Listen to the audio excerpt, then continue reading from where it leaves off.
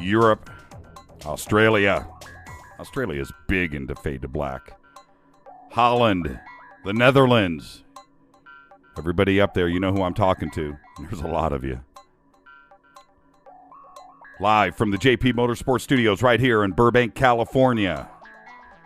For KJCR and the Dark Matter Radio Network, I am your host, Jimmy Church.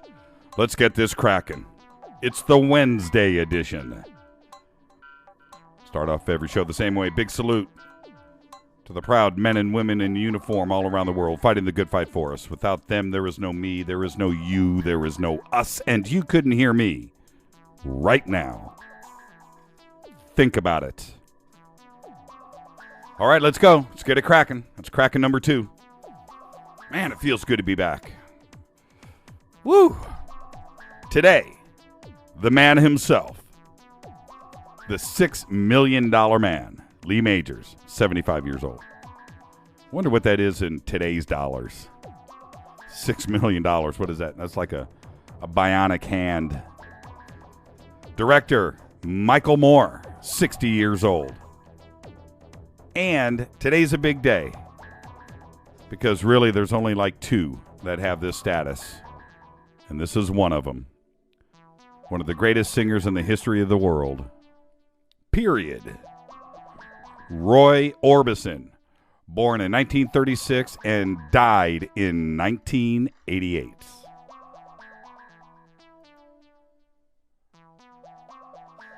Okay, looks like we've got some heavy packet loss. We're going to keep going with the audio. It'll catch up. Don't worry about it. Just stay with us, everybody. Got the text coming in. It's coming in from Keith, coming in from the producers here. So before we reset any network connections or do anything, I'm going to move forward. Okay, Keith just said it's okay right now. Go for it. Okay, where was I? Roy Orbison, man. Roy Orbison. Man, missed that guy and his red glasses. Twitter, Facebook, YouTube. Let's light it up. Twitter is open right in front of me, right here in the studio. And it's kind of weird because the studio is dark and I've got all these monitors in front of me, left or right. There's 4 of them. And one of them is just Twitter. So when that Twitter lights up, I see it. At JChurchRadio. And if you're over on darkmatterradio.net, you hear me say this every single night. It's right there. Just scroll up on the Fade to Black page. Everything's right there. Twitter, Facebook, YouTube. Follow, like, and subscribe. Twitter is at JChurchRadio. Don't even have to punch it in. It's right there. Just click on it. It's simple. It's easy. Do it. I'll be following Twitter all night. Email, you know the drill. Jimmy@jimmychurchradio.com. If you email us through the website, you can do so in confidence. But all of that email goes to the producers first. I don't see it. So make it good. Make it relevant. Tonight, Dr. Seth Shostak from the SETI Institute will be here with us tonight.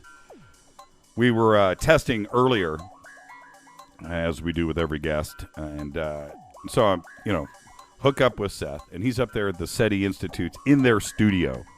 They've got the real deal, man. I swear. Looks so good. And it's too bad we don't have video. But I'm looking at Seth with the headphones and the RE20 mic and the broadcast boom, radio boom, and man, sounded really good. I was a little jealous about what they got going up there with SETI. So that'll be at the bottom of the hour. All right. Jimmy at jimmychurchradio.com. You know what to do. Pierce the veil. The producers get it in here to me. Over on jimmychurchradio.com, if you go to the homepage, we got a church rant for tonight. So if you go over there and scroll down, you will see the pictures of what I will be talking about. Church rant. You know where it's at. Okay, I think that's about it. Again, welcome to everybody. This is the Wednesday edition. Tomorrow night, we've got a very special surprise guest. I can't announce it. I don't want the competition to know. And I did the same thing with tonight's guest. And that's why we didn't announce everything until, when did we do it? Man, this morning, last night, late last night, this morning. Because, these are big guests. And Friday night, Andrew Basiago. Little time travel action. But tomorrow night, it's going to be really cool. And tonight, it's just going to be another great week here at KJCR, Dark Matter Radio Network. I got an email I want to read. And this is from a time traveler. Came in over the weekend, and I read it, and I went, you know what? This has got to get read. So here it is, and I'm just going to read it, and tell me what you think.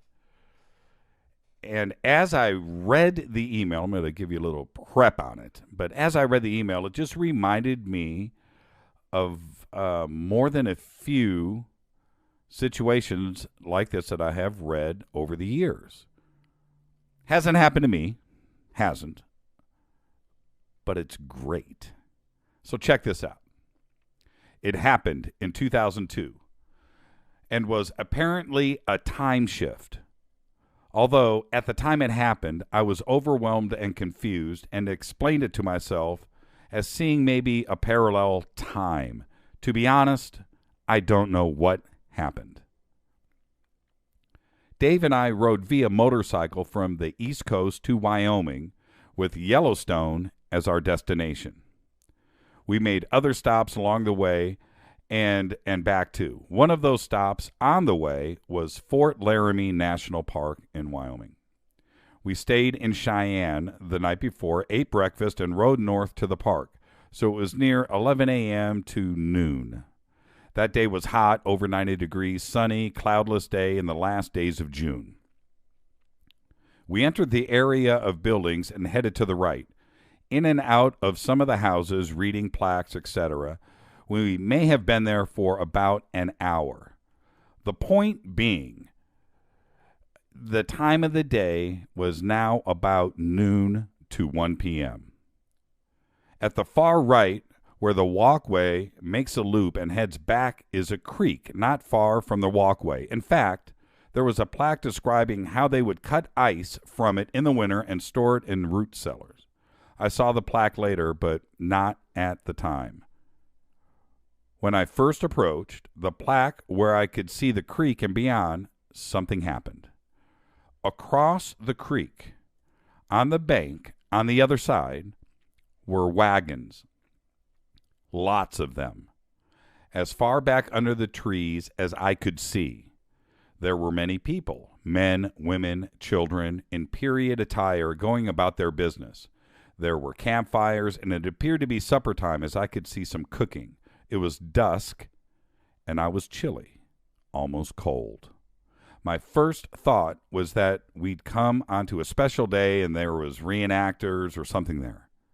I turned to say something to Dave, but I couldn't see him anywhere, and he had only been 10 feet away from me before. About that time, I realized it was dusk. Dusk at noon and cold. It was over 90 degrees. So I turned back to look again across the creek, and they had just faded away within a microsecond, along with the cold and the growing dark of night. Once again, it was hot and sunny, and this time, when I turned, Dave was right where I believed he was.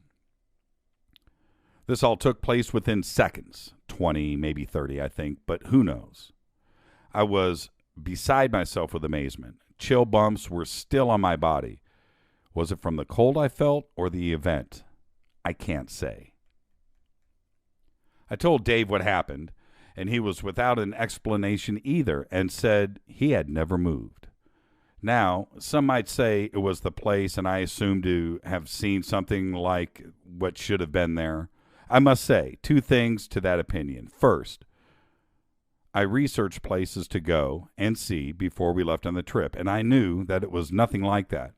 Just the moment the monument of old Fort Laramie, some houses, and the troops' sleeping quarters and such were there. Second thing is, although I do have a little European blood, I have Native American blood on both my mother's and father's side. Among other tribes, some of my heritage is Lakota, Sioux, and Cheyenne, and both tribes once traded there. So, if I saw something I would expect to see, I would think it would not have been white settlers, but my own ancestors. I've often thought of this day, and I will never forget it. It was truly amazing. And that's from Debbie. And that's a crazy story. Crazy letter. Get lots of emails here. But that one got me. And not only did it get me, but it just reminded me of a couple of other, not more than a couple, but a couple of experiences that really stand out. And I'm going to go back and I'm going to collect them. And on tomorrow's show, I will bring those to you. But I think these are very unique experiences, and there is definitely something to them. So with that, tonight we have Dr. Seth Shostak. It's not Shostak. Shostak, senior astronomer of the SETI Institute. Shoot me emails, get the notifications going. Twitter, Jimmy at JimmyChurchRadio.com, at JChurchRadio. This is Fade to Black on the Dark Matter Radio Network. I'm your host, Jimmy Church, and this is the Wednesday edition. I'll be back right after this, everybody. Stay with us. Don't touch that mouse.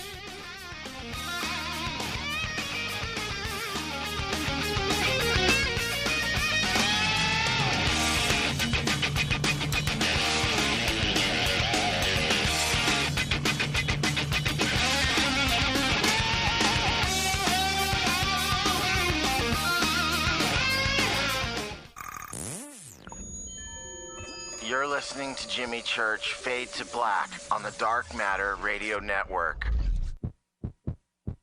What's up, revolutionaries? It's me, Jimmy.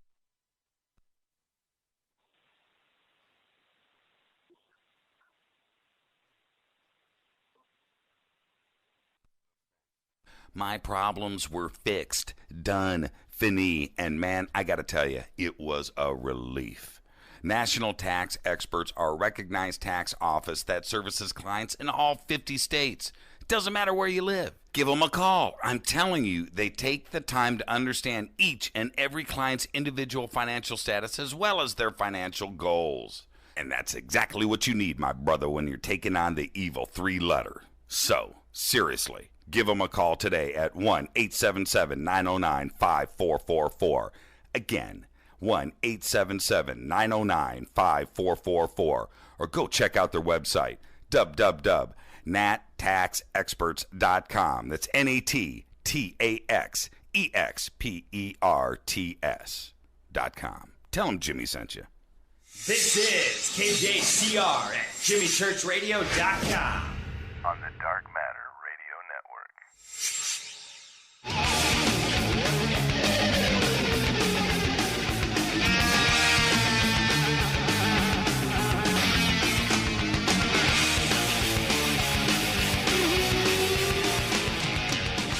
Oh, man. Fade to Black, Wednesday edition. And you heard that little click during the commercial break. That was me hitting the wrong button and hung up on a caller. Feel really bad about that, so just call back. Sorry about that. I do apologize. Jimmy at JimmyChurchRadio.com. At JChurchRadio. Tonight, Dr. Seth Shostak SETI Institute. It's going to be great. What's going on in the world right now? Well, you know, I told you I was going to a dark place with MH370. The pings are gone. This is my headline for the last 2 weeks. Pings are gone, plane is gone, debris is gone, boats and planes are still searching. End of story. Move on. Next. Today, I thought we finally had something breaking with the debris that was found. Turns out, analysis of the photos, is not enough. This is a quote. Analysis of the photos is not enough to warrant further analysis of the material. End quote from Australian Transport Safety Bureau Chief and Commissioner Martin Dolan. You know, I don't know what to make of it. They said that there was rivets, and I heard fiberglass, metal floating, washes up on a beach. Coincidence? I don't know. But I got excited. I thought, man, let's put this to bed. Let's at least have something. But no, nothing. And then, well, okay, so let's just go with the bluefin right now. They've got 80% of the territory scanned that they wanted to scan. There's 20% left. They're going to tackle that day or two. It's going to be done. And then they got the rest of the ocean.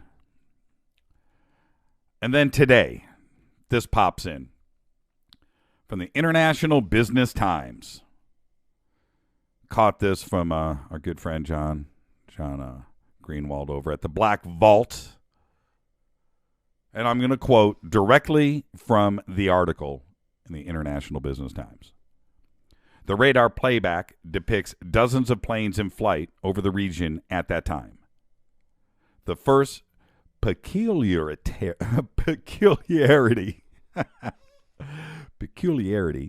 is seen in the lower left of the screen. A round object appears in the vicinity of Flight 370 and amid several others. With the radar, does not automatically read it as an airplane. Suddenly, this round object takes the form of a plane on the radar screen and accelerates at a rate of speed that must be at least 5 times the speed of the surrounding planes, heading eastward over the South China Sea. And just as suddenly as the object stops and appears to hover in place. I quote, Malaysia's Air Force Chief, Rodazali Daud, said the military radar detected a UFO in the area in the northern Malacca Strait at 2:15 a.m. local time on Saturday, about an hour after the plane vanished from air traffic control screens. End quote. Are we going there? Is that where it's at? You know what? In my opinion, anything is valid. You can go anywhere you want with this.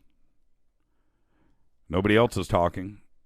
And like I said so many times on this show, as long as you're silent, we, I, you, fill in the blanks. And you know what? And that's what they get. Moving on. Russian planes were intercepted today by Dutch fighter jets, scrambled to intercept a pair of Tu-95 Russian Bears. Came a half mile inside of their airspace. A couple of Dutch F-16 military jets were scrambled and dispatched and escorted the Russian planes out. And this is my polluted mind. If you know anything about planes, I know a little bit, but one thing I do know is the Tu-95 Bear prop. What are they doing? You know, when you think about us with the B-2, everything else that we've got going on, B-1, and, you know, they're running around with turboprops. It's kind of funny. So that's the only reason why I'm telling you this story. I don't know what they're doing. But, you know, it's a little cat and mouse game going on now with what's going on over in the Ukraine.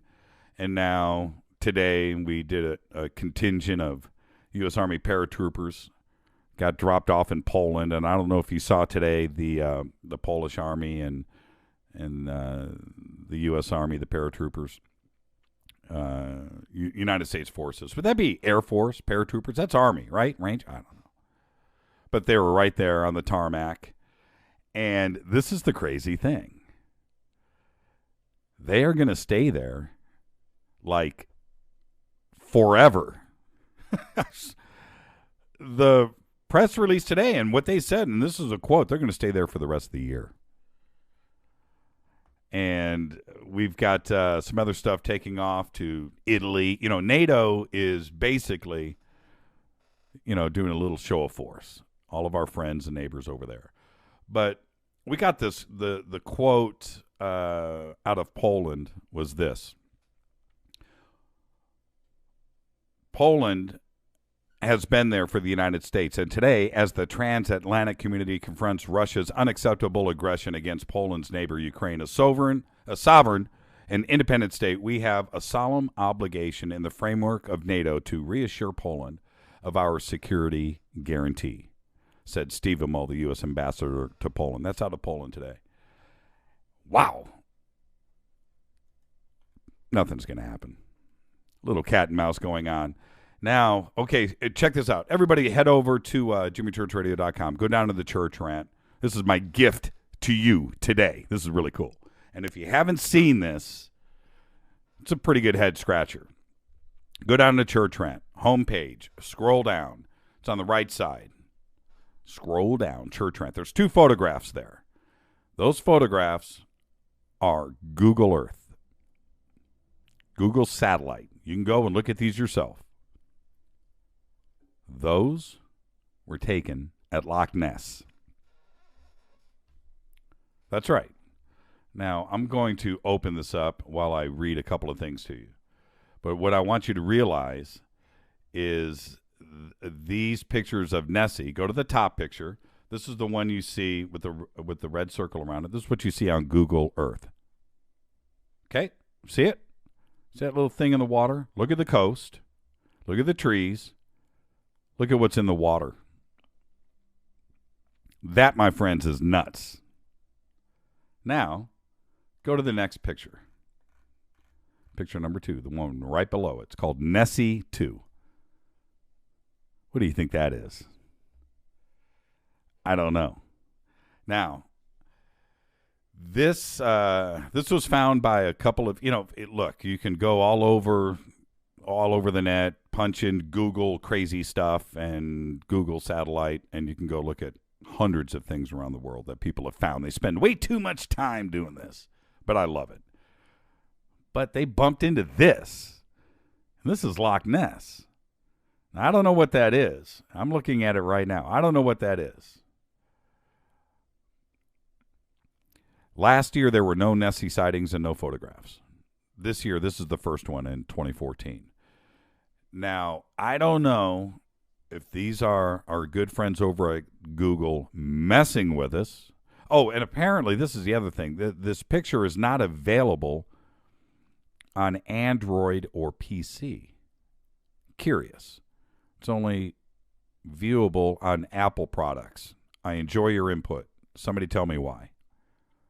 But take a look at this picture. And what I see here, and it looks underwater.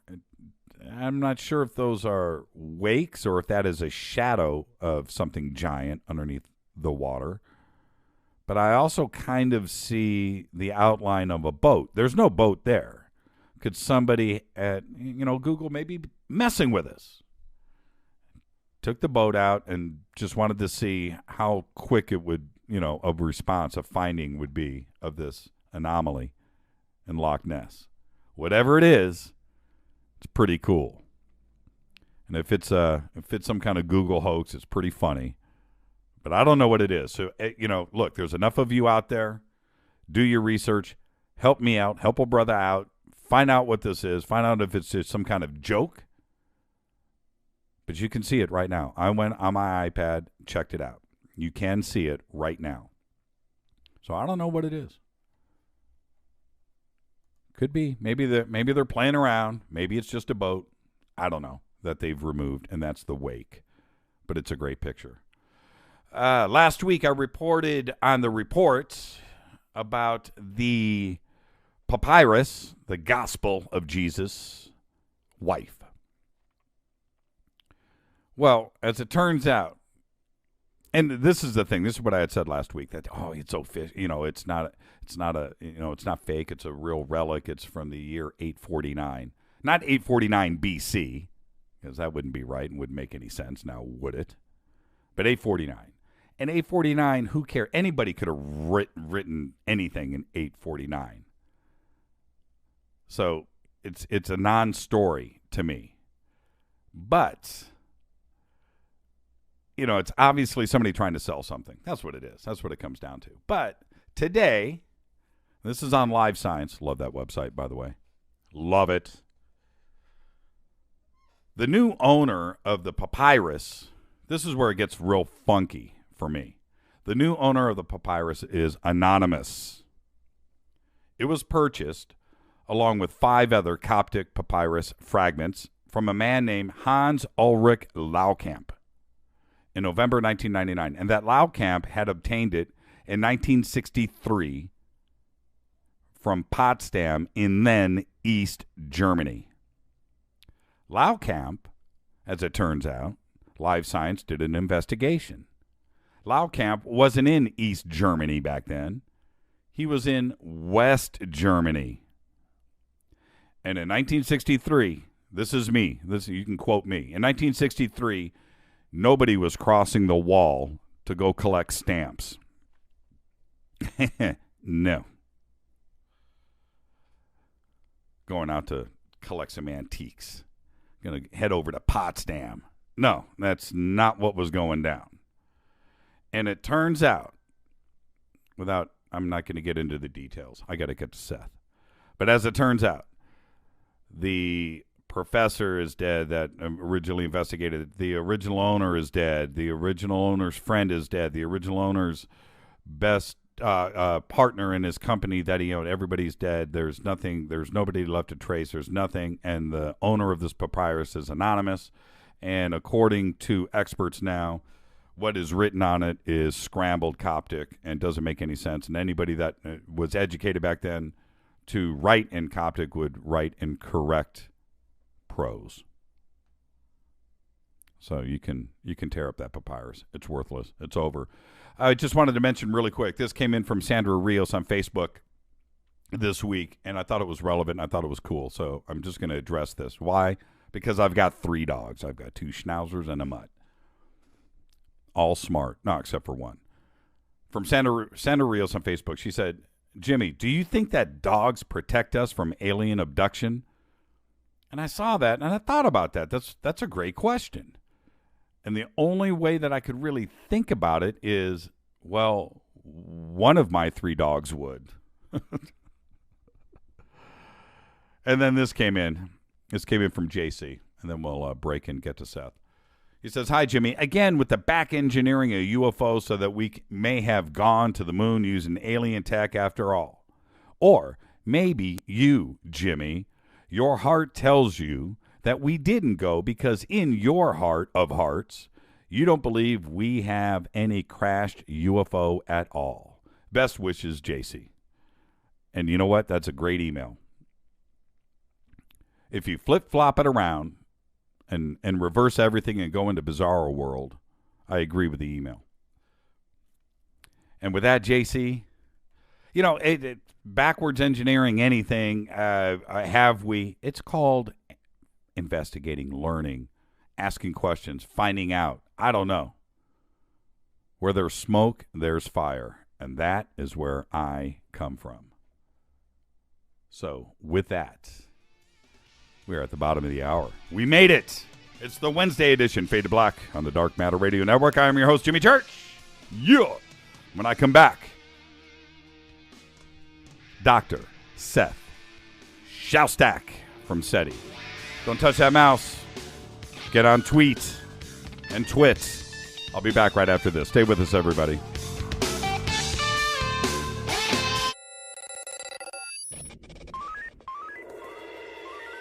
Way out here, we listen to Jimmy Church on the Dark Matter Radio Network. Dark matter. Dark Matter. Dark Matter. Dark Matter. Dark Matter. You're listening to Fade to Black On the Dark Matter Radio Network. ¿Qué tal, mis amigos? Yo soy Mario Carson, el tiburón, y los invito para que escuchen a mi buen amigo Jimmy Church Radio. ¡Claro que sí! Oi, oi, I'm Reese Evans. You're listening to Jimmy Church. This is Revolution. The revolution will not be televised. The revolution is on radio. Ciao.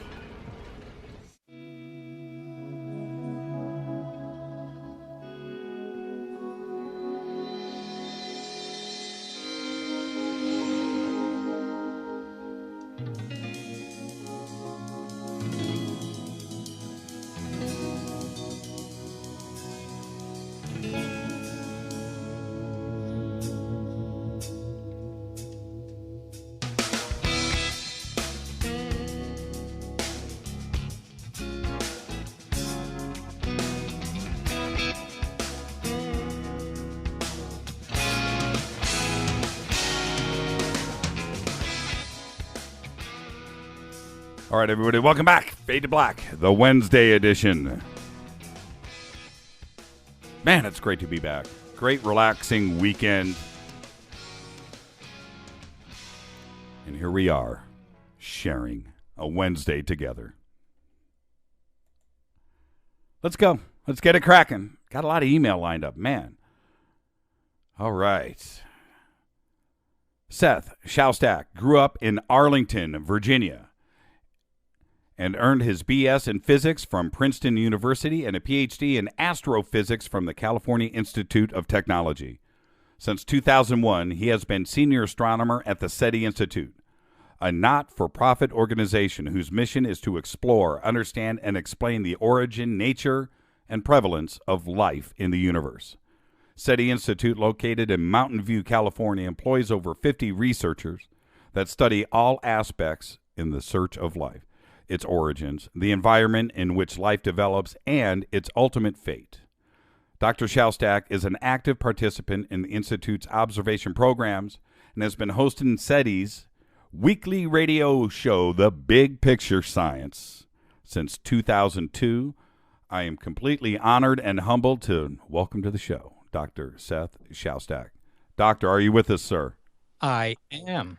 How are you? Well, I'm okay.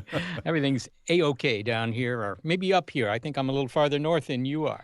You know, before we get into it, Doctor Seth, it's Seth from now on, if you don't mind.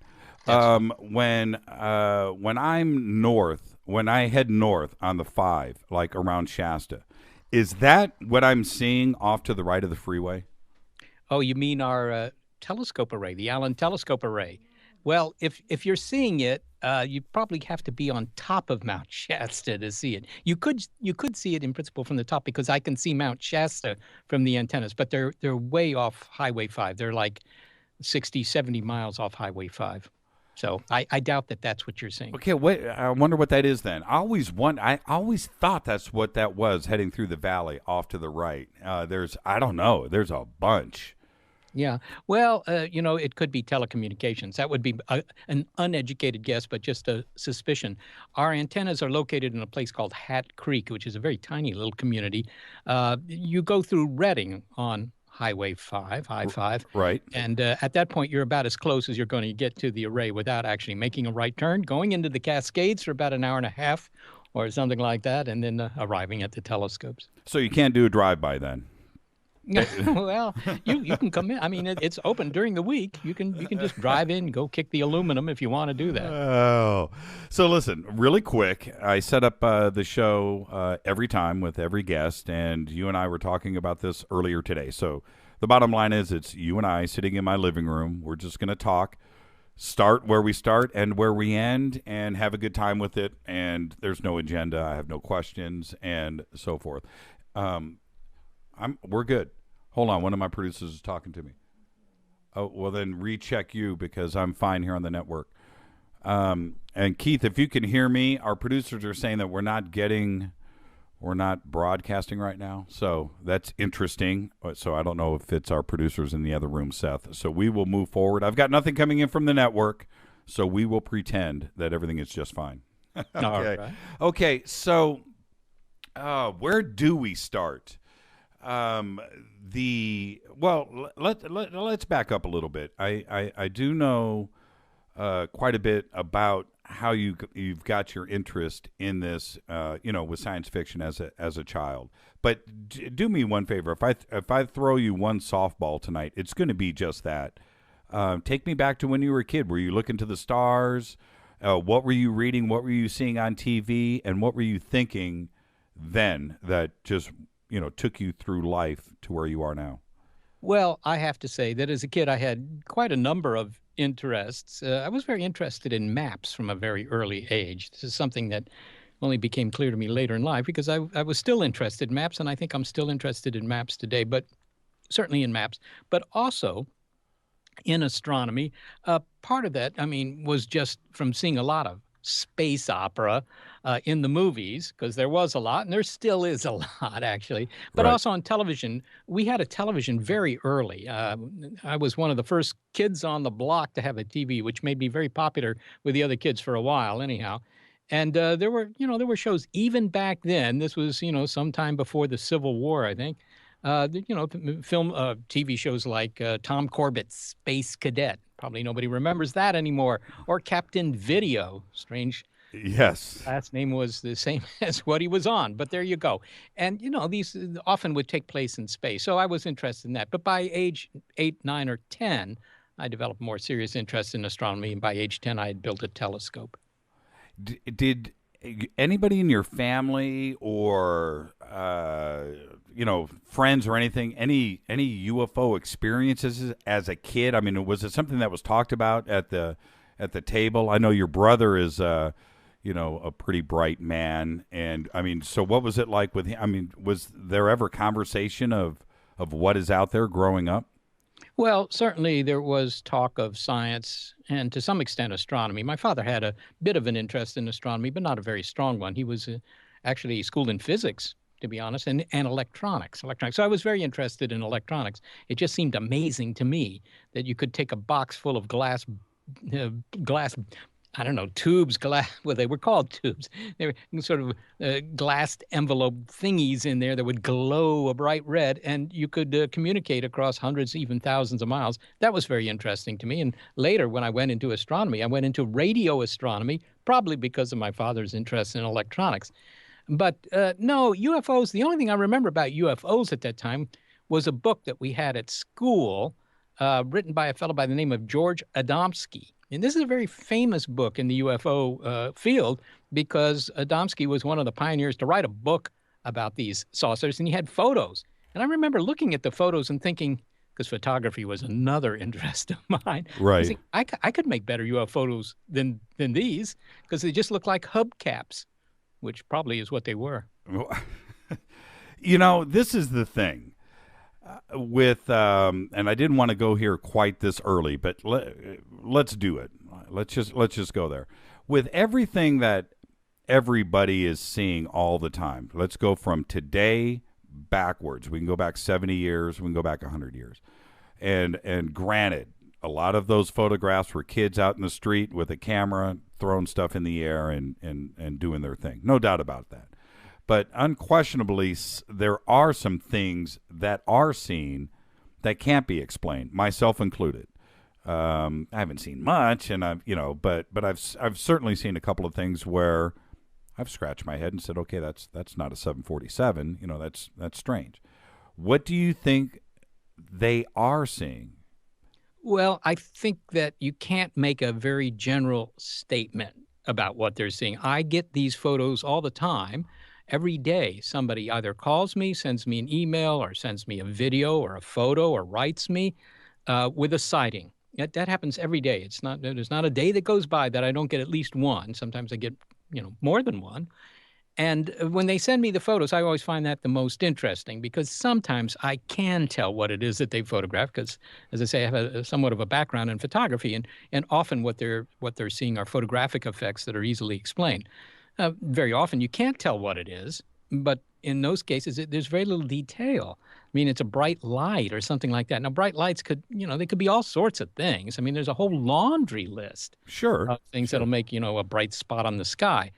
And, that's just not, you can say, I don't know what it is. But having said that, I don't know what it is, to then conclude that it's an extraterrestrial craft, that's a big step.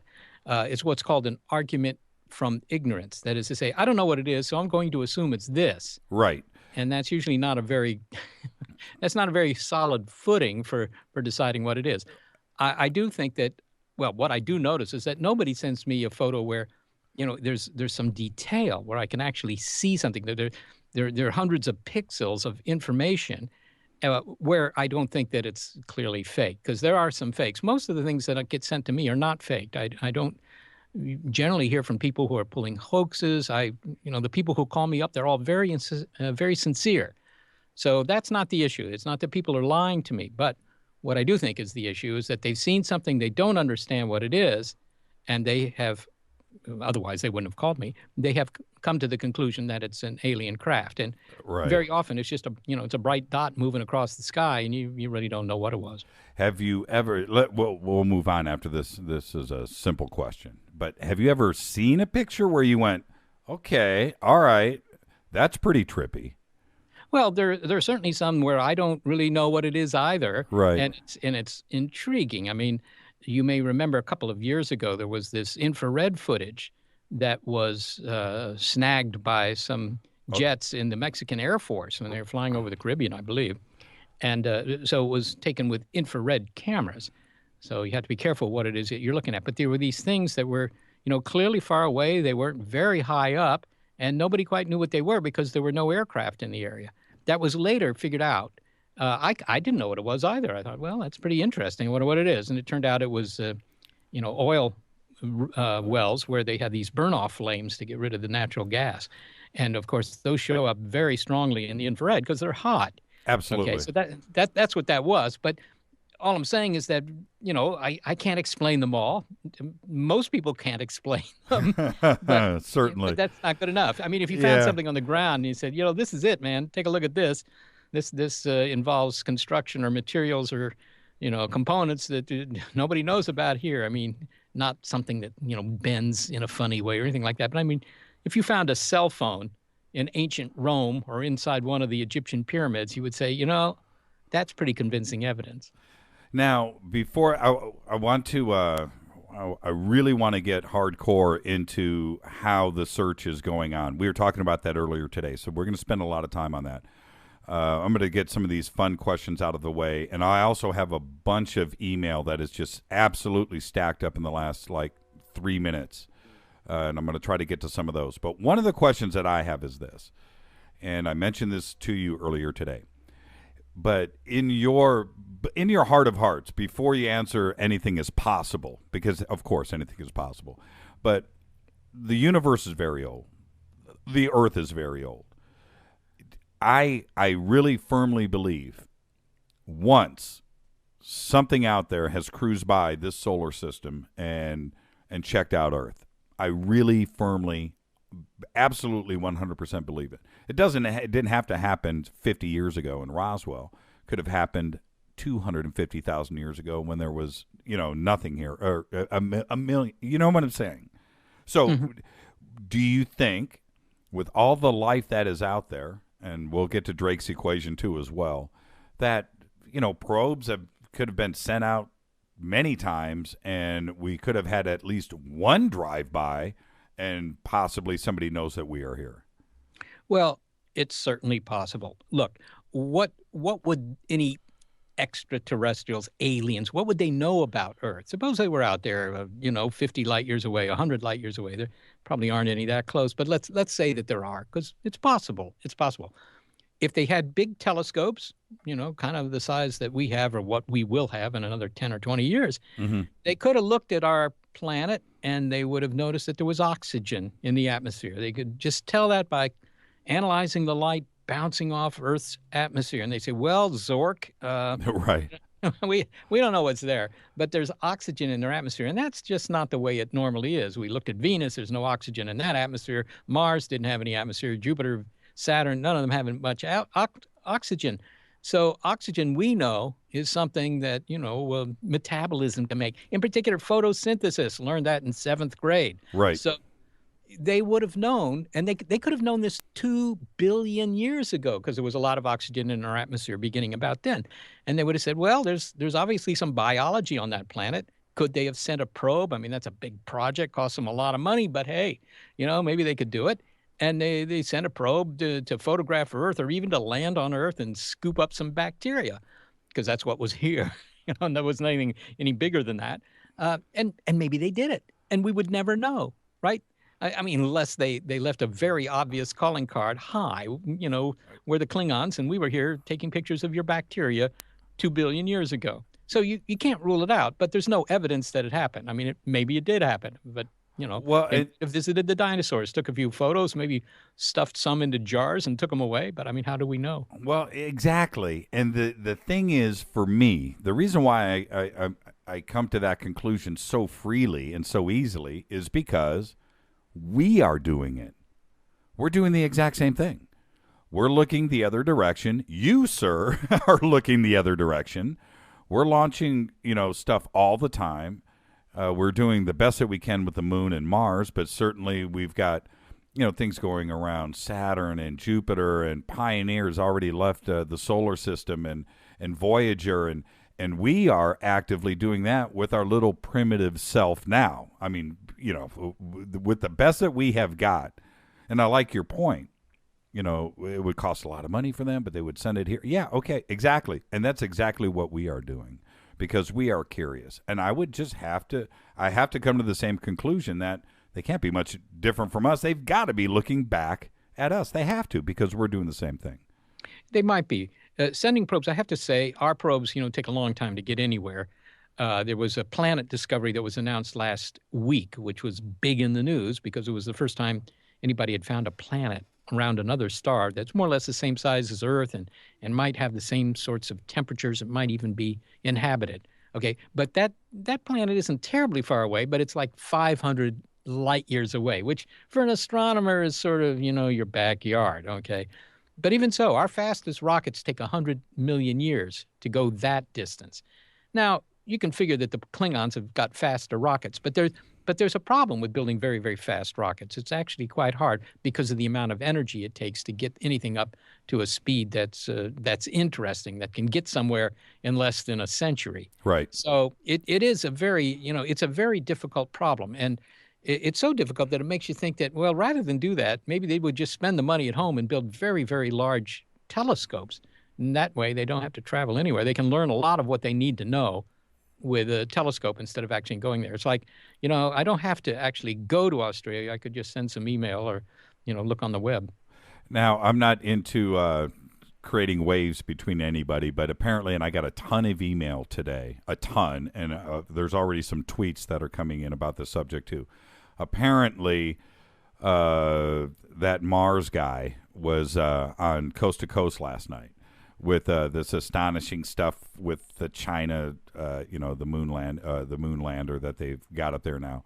I'm just saying, apparently, the listeners want me to ask you or comment on.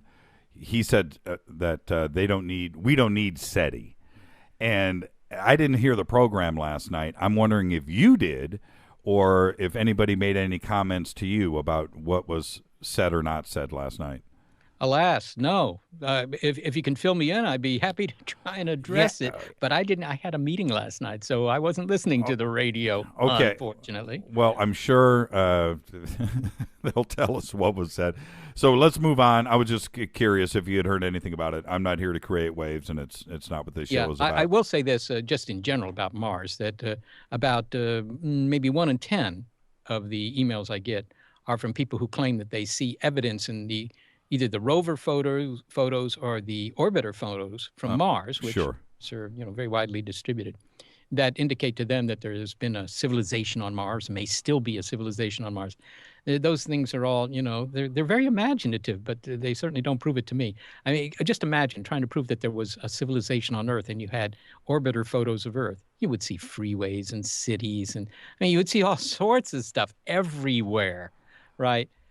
So, that's the kind of evidence that might be convincing. Well, I agree with you, but I still have an open mind, and trust me, nobody wants something to show up on Mars more than me. But and you too. Nothing would help you more with funding of SETI if suddenly we found out that there's something going on out there. Yes, even more so. Yeah, exactly. Nothing would help NASA more. Nothing. I have nothing that would increase their budget faster than to find some evidence of life, dead or alive, on Mars. The idea that the government would cover up life on Mars, my gosh, the scientists that work for NASA, who are not all government employees, in fact most of them are not, they would just jump through the roof if they could find something like that, because their careers would be made. Yeah, exactly. Well, I always look at it like this.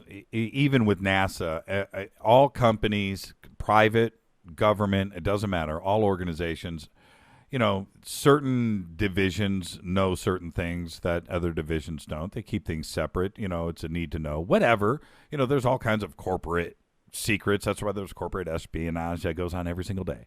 I get that. And it probably goes on in NASA too as well. So maybe somebody doesn't know something that somebody else does inside the NASA organization. I get that too. but I have a friend who was one of the engineers on Curiosity. And about a year ago, I sat him down one-on-one, and this was before I did this show, so there was no agenda. And he's just a buddy. And I said, so what's going on, man? Are you guys hiding stuff? You know, if there's something there, you'd let us know. He goes, Jimmy, we're broke over there. We're broke. We're penny pinching. And the one thing that we need is that. And we would never hide that because that's our funding. We're looking for it, and we will share it when we find it. Yeah. No, he's right. Several people who work on the Curiosity actually are down the hall from where I'm speaking to you. They're here at the SETI Institute. I think Mars is the single biggest subject of study here in this building. It's not doing the SETI experiments. It's astrobiology, as it's called. And it's Mars that most of them are working on. Some are working on the outer solar system, Mars. And yeah, they're all hoping to find life. I mean, really, and if you went and asked them, hey, do you think that maybe the data are being secreted away, the data that prove that there's really biology on Mars? And they would laugh because they knew you were making a joke, and they say, what's wrong with you, Seth? Because of course that's what they're trying to do. It would be like walking into the National Institutes of Health and saying, hey, have you guys been secreting away the cure for cancer? Are you kidding? I mean, that's what they're in business for. Well, so let's talk about you then. When and if, let's discuss the protocol. When and if something happens, right? Something goes down, you guys are looking, and every computer monitor there goes bonkers, and the audio is screaming out, and you guys are bouncing off the walls, and it happens, right? And you analyze and you make sure. What is the protocol from that point forward? Well, to begin with, let me say something about the protocols, because I was head of the committee that was involved with the protocols for 10 years. And the protocols are, it's a bit of an overstatement. It's unfortunate it has this very nice Latin name, protocol. Right. It's actually a gentleman's agreement. It's a couple of sheets of paper. And what it says are three things, and only three things. And by the way, there's no force of law here. It was not approved by the United Nations or any other body. In fact, it wasn't even approved by most of the SETI, or some of the SETI projects around the world. They said, what do we need this for? It's like a gentleman's agreement. We're all going to be honest. But what it says is, if you find a signal that looks like it's really an extraterrestrial signal, the first thing to do is check it out to make sure that you're not being fooled by terrestrial interference, which is a big bugaboo for SETI, of course. Right. All right, well, that's just good science. The second thing it says is tell everybody. Well, that turns out to be unavoidable. It's not only a good idea, but you can't, and I can tell you that we've had false alarms, and it just turns out that the press are just ringing your phone off the hook. All right, so those are the first two things. And the third thing is don't transmit a reply without getting international buy-in, international consultation. Okay, now that was put in there during the Cold War, and that was to assure the Russians and the Russians to assure us, I suppose, that nobody would try and establish an exclusive communication. Mind you, SETI, we don't have any transmitting capability anyhow, so it doesn't really matter, about that, because we couldn't transmit back, nor could any of the other SETI experiments, actually. But whatever. So that's all it says. Now, what actually happens is rather different, and I've already alluded to that. We had a false alarm in 1997. For most of the day, we thought we had found it. We thought we had found the signal. And nobody seemed to be terribly interested. I mean, nobody's keeping this quiet. Everybody's sending emails to their friends. Hey, guess what? We got this signal. So today it would be on a blog inside of 10 minutes. I'm sure of it. But whatever. There's no secrecy. Then there can't be, because you got to get other people to look at it too. You got to call up people at different observatories in different countries, whatever. But what I noticed is that for 12 hours, nobody seemed to care. I mean, I cared because I wasn't getting any sleep. Right. The other people kind of cared because they weren't getting anything to eat. Right. And it wasn't until about 9 in the morning, when I was half dead at my desk, because I'd been up all night looking at this signal, that the New York Times called up and they said, hey, we hear you're following a signal. You want to tell us about it? So they already knew about it in New York, less than a day after we found it. So that's what really happens. It's just going to be a very big media thing.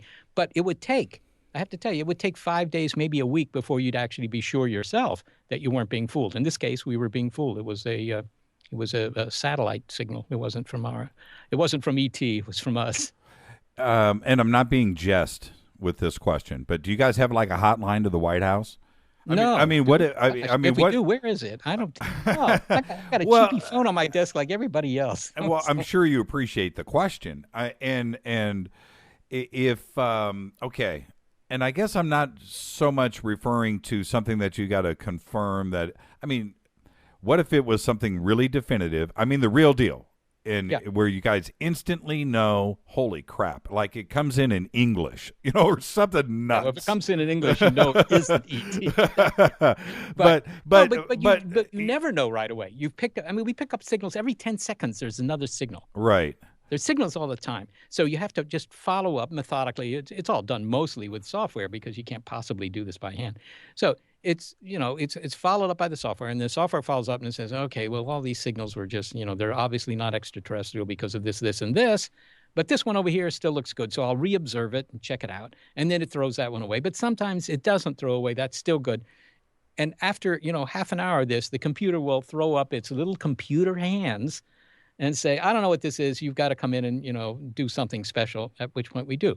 But it's never like it is in the movies where you're sitting there, twiddling your thumbs, filing your nails, brushing your hair, whatever. And then suddenly, boing, boing, boing, boing, and, klaxons sound and needles jump off the meters or whatever. It's never like that. That's not the way it happens.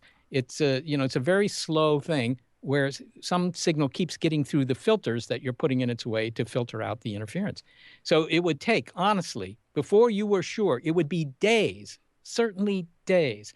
And you wouldn't believe it yourself unless you had somebody up at another observatory and you say, hey, look, would you guys mind checking out this position on the sky, more or less in this frequency range? See if you can find this.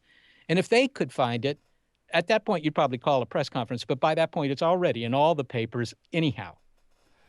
When I'm gonna come back to that in just a second. But with the network that you have, with the project, with all of the home computers around the world, that's one thing to have your ATA array and the monitors going for each one of those, and your 50 researchers there. I get that. Okay, that's you guys are in control of that. But there's a lot of data now coming in from around the world. How? And I know that you're using everybody else to possibly analyze the data beforehand, and you're using their processing power. But isn't that a lot of email? And how do you deal with that every day? It seems like you would have hundreds of people at SETI just to deal with that. A call room. Jimmy, I wish half of that were the case. Actually, the number of people here that work on the SETI project is not 50; it's like 5. Okay, and that's still more than any other place in the world, I got to tell you. Right. So it's a very small project. All of SETI in the entire world, there are more people at the local In-N-Out Burger, I think. So that it is a small project. But I do want to give credit where it belongs for SETI at home, because you've just been talking about that. That's this screensaver. Right. That something like close to 10 million people have downloaded, and they can process SETI data.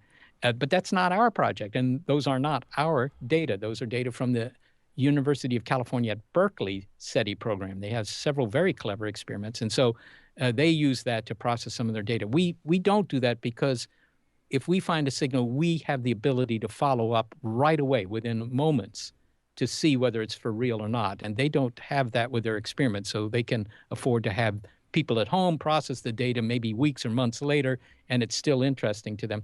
But those data are automatically sent back to servers in Berkeley. They don't have to have people looking at that stuff. The people will only look at it if a signal is found not once, not twice, 3 times. If a signal is found 3 times in the same place at the same frequency, then they say, okay, that's probably not a noise spike. That might be worth our attention. Now, when you guys are focusing out, but this is what I was under the understanding you had about 50 researchers on staff. So, but you're saying at SETI, at Mountain View, there's 5 that are there. Well, the number of researchers here is closer to 50. That's right, true. Right. But 45 of those are astrobiology researchers they're interested in life in space, but they're interested in life on Mars. So they're hoping for microbial life on Mars, or they're interested in life on, there are half a dozen moons in the outer solar system, several moons of Jupiter, Europa, Ganymede, Callisto. They may have hidden oceans. Enceladus around Saturn, Titan around Saturn.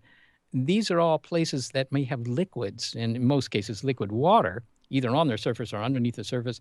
So there might be life there. It's not going to be little green guys. It's going to be bacteria kind of things if there's anything there. But, it's nearby, and you could get to it with a rocket, and you can study it with a big telescope fairly easily. So that's what they do. So the 50 researchers you're talking about are mostly doing astrobiology. It's a very tiny group that's doing the SETI. That's a funding issue mostly. Sure. What do you think about Celadus? That was some pretty exciting news a couple of weeks ago. Yes. We always think of Europa when, we're always thinking of Jupiter. Celadus, it looks like there is a lot of water on the South Pole, underneath the South Pole.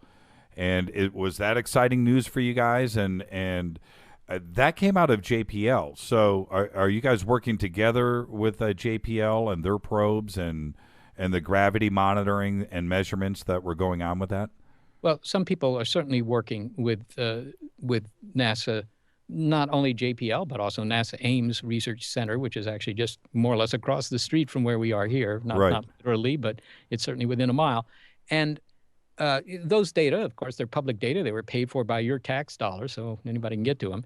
And, we certainly are looking at that. Enceladus is interesting in a way that maybe puts it ahead of Europa in the queue for looking for life. And the reason is Europa has this vast liquid ocean, we think. It's pretty sure that it's there, with twice as much water in it as in the Atlantic and Pacific put together. So there's a lot of water there. Right. It's been sitting there for 4 billion years, so it's had plenty of time to cook up something interesting. The trouble is, it's under this skin, this outer layer of hard ice, because it's so cold out there. And that ice is maybe, 10 miles thick, something like that. So to get to it, to get to the water, to find out if there are any Europans, if you will, requires sending some sort of spacecraft, presumably unmanned, to Europa, land on the surface, and somehow drill a 10-mile deep hole, and then, sample the water underneath. Now, that's obviously hard. That's really hard to do. Whereas in the case of Enceladus, there's also some subsurface reservoir water. There's a lot of water at the bottom of Enceladus, just as you said, but it's shooting out through geysers occasionally. So this water is getting shot out from the moon, and maybe all you have to do to find life in space is send a spacecraft that just goes around Enceladus, just, sort of curves around it with a catcher's mitt, if you will, on the spacecraft. You grab some of that water that's gotten shot out, right, and put it inside, bring it back to Earth, and examine it, because maybe you'll see some sort of organic material in that geyser. Maybe it just got thrown out, just like if you analyze the water coming out of Old Faithful at Yellowstone, you'd find all sorts of bacteria in it. Do you talk to Paul Allen? I have talked to Paul Allen, not recently, I have to say, but Paul Allen has come to some SETI Institute events, and of course he came to the dedication of the Allen Telescope Array, so I talked to him briefly there. How many telescopes how many dishes are you guys up to now? Has that number changed? And then how are you looking to move forward? And I just got an email in that I was thinking about this very question last night. And so I'm going to read this to you. And I find this absolutely fascinating. And here it is. Are there any practical uses for unused home satellite dishes for the purposes of SETI or any other types? If so, what resources are available for that? And I was thinking there must be millions of unused satellite dishes around the world just sitting around. Is there any practical use for SETI's application for that or not? Answer that first, but I guess they would have to be motorized. I didn't think about that last night. Not even that. You could just say, we're just going to leave it bolted in place, and we'll just scan the sky as the Earth rotates, and nothing wrong with that. Right. You don't know where ET is, so, that's as good as any other strategy, perhaps. But the problem is, probably the best thing to use them for is as bird baths. I don't know. But the problem is, I just got an email about this actually just last week. Somebody was pointing out all the um, the unused satellite dishes in his city, wherever he lived. And he said, why don't we just hook all these things together and turn them into a big SETI instrument? Wouldn't that greatly increase your sensitivity and so forth? The problem is that it turns out that in order to link them together, if you want them to work as a team, as opposed to having each individual one have its own receivers, its own computers, its own software, if you want to work them as a team, you have to line them up in time to something like a billionth of a second. In other words, you have to have very, very accurate clocks for each of these things, and you have to have fiber optics connecting them, or something like fiber optics, to one another. I mean, it turns out that it's actually quite hard to do this. It's not so hard to use them individually. And if anybody's got a backyard satellite dish and they want to fiddle around with it and they know something about electronics, I recommend that they look up on the web either the SETI League, which for years has supplied equipment for people who want to turn their backyard satellite dish into a SETI instrument. It won't have a whole lot of sensitivity because it's just one thing, but they can do it. The other thing is they might look up something called SARA, S-A-R-A, Society for Amateur Radio Astronomy. So if they'd rather do astronomy than SETI, they will tell you how to build some equipment so you can do that. But, other than that, I would recommend that you consider it a decorative item. Yeah, it seems when I was doing my research over on how ATA and the phase array was lined up, and I come from an audio background. Phase array is a common thing in the audio industry, and getting the timing right with delays and so forth. And looking at how you guys were doing it, I was fascinated that you guys were doing it with cable length. Okay, I thought that was pretty fascinating, as opposed to an actual digital delay in, having a bunch of digital delays in line with each satellite and lining them back up that way. But I thought that was interesting. Why did you guys go analog with different cable lengths on the satellite array? Well, it's just cheap. I mean, cable is pretty cheap. It's pretty simple. It's pretty reliable. Each foot of cable gains you another nanosecond, another billionth of a second. That's how long it takes light to go about a foot, right, even in cable. So in the old days, that was the only way you could do it. That was, both accurate and fast. Today, you can do it digitally, and in fact, it is being done digitally. But you need digital electronics that works on nanosecond, that is billionth of a second, time scales. And in the past, that wasn't trivial. It was a lot cheaper to cut off a piece of cable. It meant that if you went to radio observatories, arrays around the world, you would find, rooms which were stacked with big reels of wire, of coaxial cable. But hey, that's a pretty simple technology. Well, that's a fascinating answer. I didn't look at it in those terms. I was thinking about dependability. And the signal would always be consistent, and you weren't running through electronics and Yes. so forth. But you're absolutely right. Digital delays, the further back you go, they only went down to like a tenth of a second. Yeah. So if and what we're explaining, or what we're talking about, everybody, let me so you understand. The Allen telescope array right now has, well, how many does it have? Well, it's at 42 antennas, and it's been at 42 for a long time. The design goal was 350. Right. But the problem there is a very simple one, namely money. So with one satellite, with one dish, you're receiving radio signals coming into the dish, and then those are reflected and pointed back to the receiver, and the receiver sends it. And it's combining a bunch of different radio signals. With a large array, then you are acting as one large dish, but you are still have to technically point back to the same receiver, all of those signals. And so since they cross the ground, cover the ground at large, there's expansive acreage, then you have to time delay those to act like as one. So the ones in the center would have the shortest length of time, and the ones on the outside have a longer delay. So you have to delay the ones in the center more, and to even everything up with the telescopes that are on the outside. I'm trying to explain it simplistically, but that's the best way to do it. Simpler way to look at it. I mean, that's true what you say. But for anybody who really, I don't know if they want to think about this. Imagine an array that only has two antennas. This is your basic array, just two. Okay, so yeah, these two antennas, and they're looking at, maybe uh, looking at the moon, for example. But the moon is just coming all over the horizon. Bad moon was rising. They're over the horizon. So, the moonlight hits the first antenna, and then, a fraction of a second later, it hits the second antenna.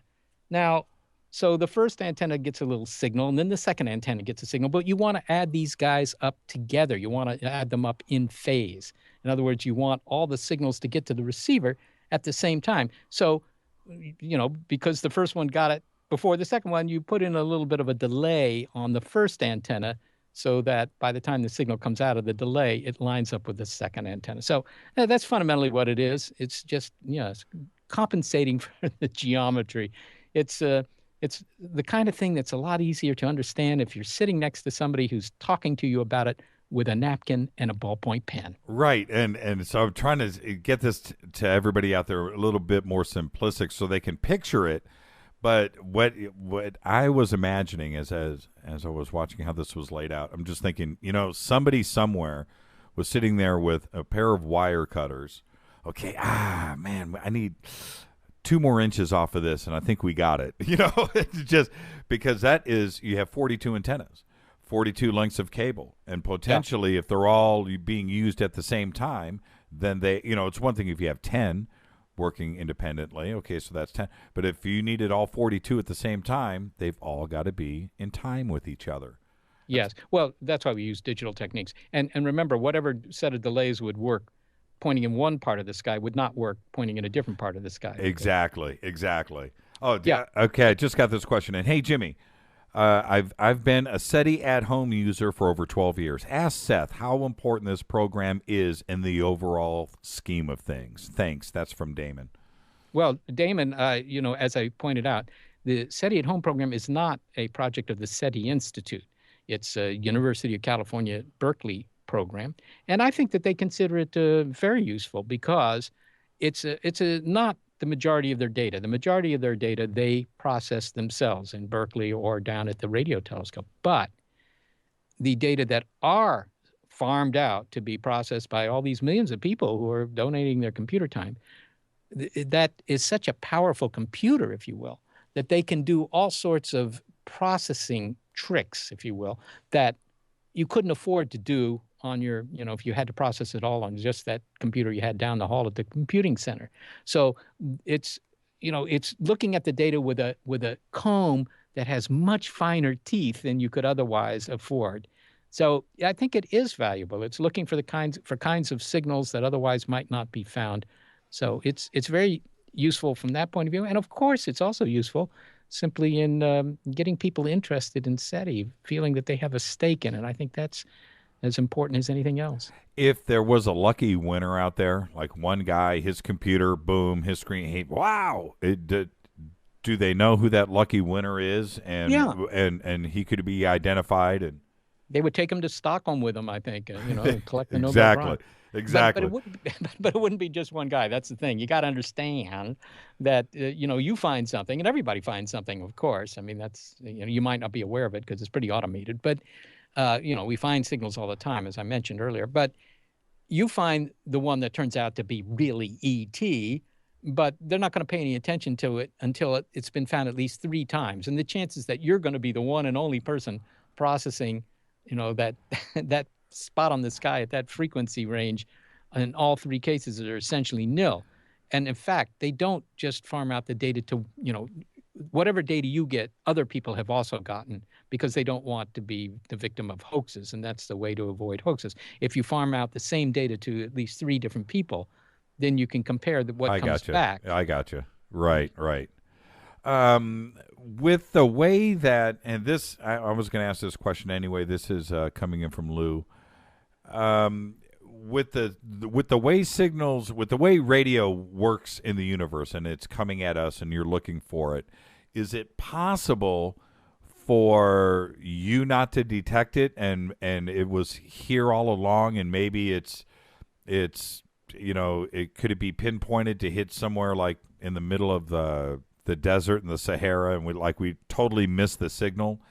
Is it that directional, or if it gets to Earth, is it is it going to be able to received anywhere on Earth? Well, I think that there's not much worry about the fact that it might, land in Kansas and not here or something like that, because that would require an array of enormous size at their end Right. to pinpoint the thing. And then they would have to constantly correct for the motion of the Earth and the motion of their own planet and motion of our solar system through space. And of course, the motion of the sun through space, not to mention the rotation of the galaxy. I mean, that's a heck of a lot of work. Yeah. Why do all that? They could easily just target our entire solar system. Well, And with very little power, they could put a lot of energy on the Earth by doing that. So just from the standpoint of good engineering, they're not going to pinpoint one spot on the Earth. That would be extremely hard for them to do, and there would be no benefit in that. What could happen, of course, we could easily miss the signal. I mean, in that sense, lose right, not because we don't have the antennas in the right place, the right place on the Earth, but simply because we're not tuned to the right frequency, or we don't have enough sensitivity, or we're just listening at the wrong time. with the way let's look at Earth here, and let's try to paint pictures for everybody with all of our loose radio and television and signals that are here, that just are bouncing off everything and heading off into space in the speed of light. Are those heading off in a direction, or does it kind of like have a cone effect, and does it spread out and get wider and wider as it traverses the galaxy and the universe? Well, in general, we're not broadcasting to any particular spot on the sky. I mean, because we're not broadcasting at all deliberately to the aliens. I mean, there have been some exceptions. There have been a few deliberate broadcasts, but not too many. In 2008, for example, NASA sent a Beatles song to the North Star, to Polaris. Right, so that was aimed at Polaris. Okay? Right. I don't know if Polaris is what, 450 light years away, something like that. So they haven't gotten the song yet. It'll be 900 years before we know if they want more Beatles.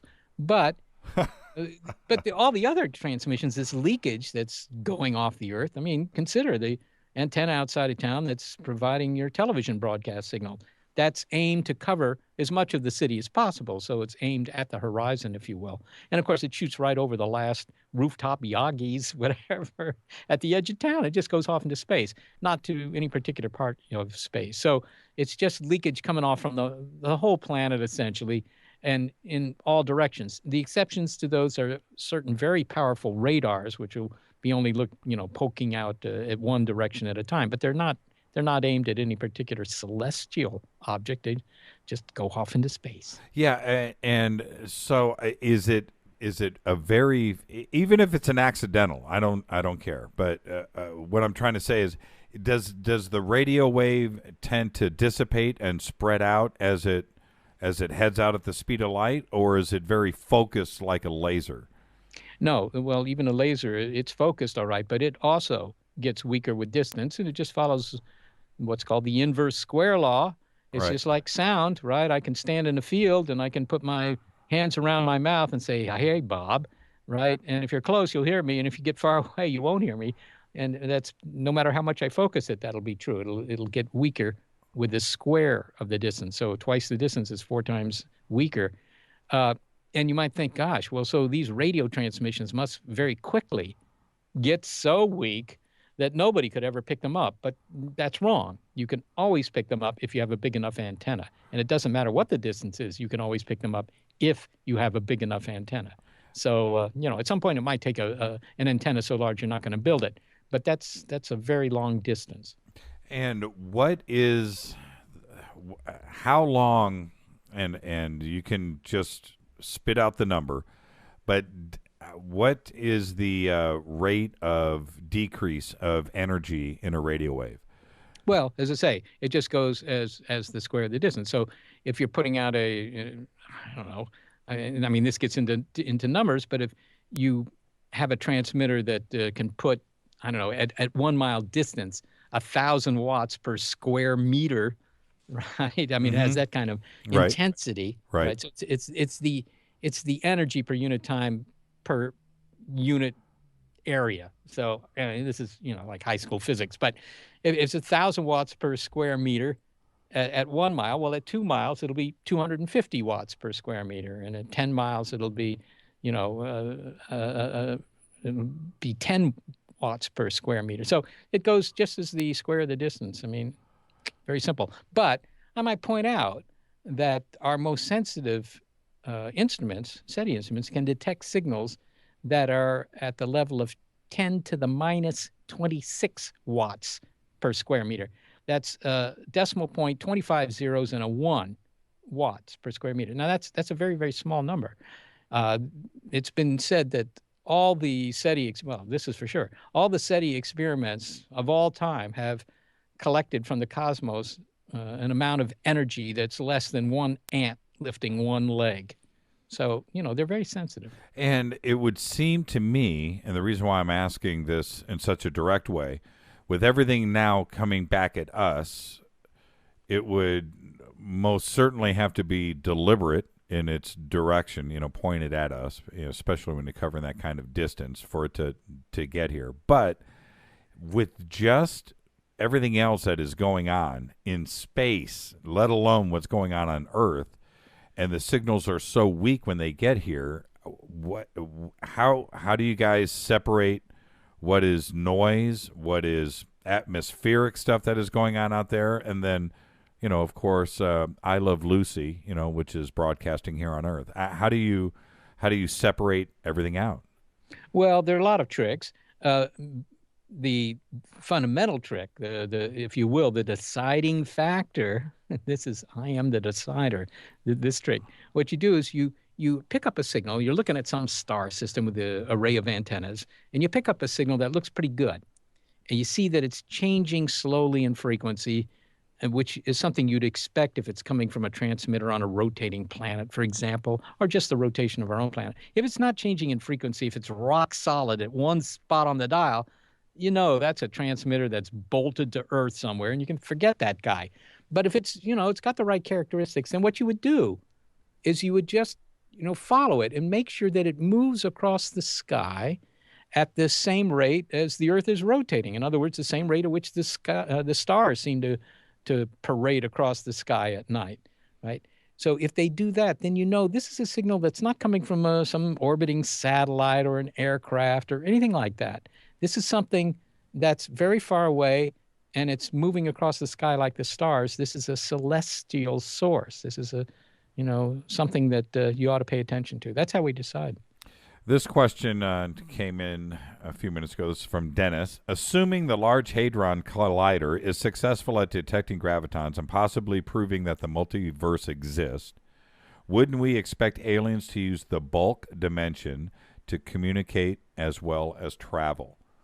Yeah, well, I'm not sure I understand that question, but I think let's step back from the question a little bit, because I'm not sure what the bulk dimension is, except in my own personal case, and that's visible in the mirror. But maybe the question really is, if there are multiple universes, if there are parallel universes or multiple universes, all of which seems quite possible now, particularly given the recent result involving the cosmic background radiation, that makes it look more possible than we might have said before. Does that change how ET might communicate? Look, if there are other universes, it doesn't affect the physics in this universe very much, if at all. So you can forget those other universes. It doesn't mean that, that tells you a better way to communicate here. The question may be better phrased to say, you're talking about using radio waves or light waves to try and prove that ET's out there. Will they use either radio, right, or light to communicate? Maybe they've got something better. I'm going to cut you off because his, and I apologize for that, but he's got part two to the question, which you are answering now, which was, wouldn't that account for why we haven't detected a genuine alien signal in our own normal space-time? And you were already answering that question, so I wanted to give Dennis credit for that. It's actually a good question. Say, Dennis, look, yes, okay, if there's physics we don't know that allows some sort of better communication medium, yeah, maybe they're all using that. I mean, it would be like asking, 200 years ago, hey, maybe flashing mirrors into space is the best way to communicate. I mean, it turns out it's not such a bad way to do it, but today we would say, no, build a microwave radio transmitter link or something like that. So, yes, maybe there is, but Dennis, I would say, think about the logic of what you're saying. You're saying, well, we don't know all of physics, so maybe there's some physics that allows a better way to communicate between the stars than the sorts of things you're looking for. So doesn't that explain why you haven't found anything?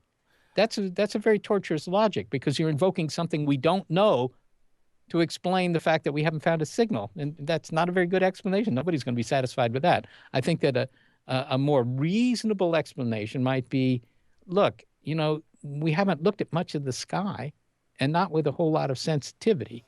And that might be if you will, simpler explanation for why we haven't found anything. Or maybe nobody's out there, which is another possibility, although I don't find it very plausible myself, but it's possible.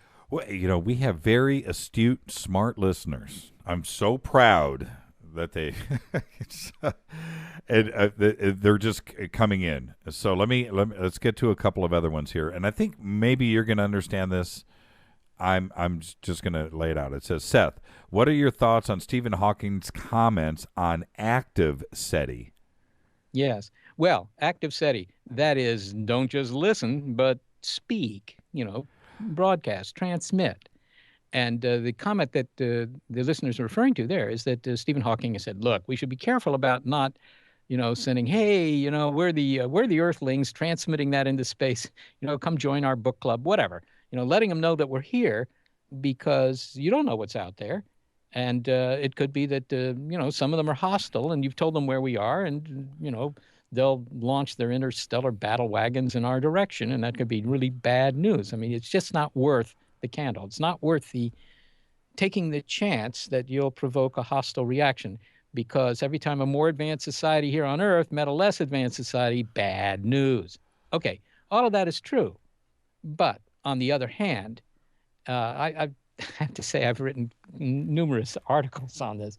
So this is a cause célèbre for me, but it is easy to show that any society that could actually send rockets your way or anything else, laser beams or whatever to wipe you out, they are ahead of us technologically by at least hundreds of years, probably a lot more than that.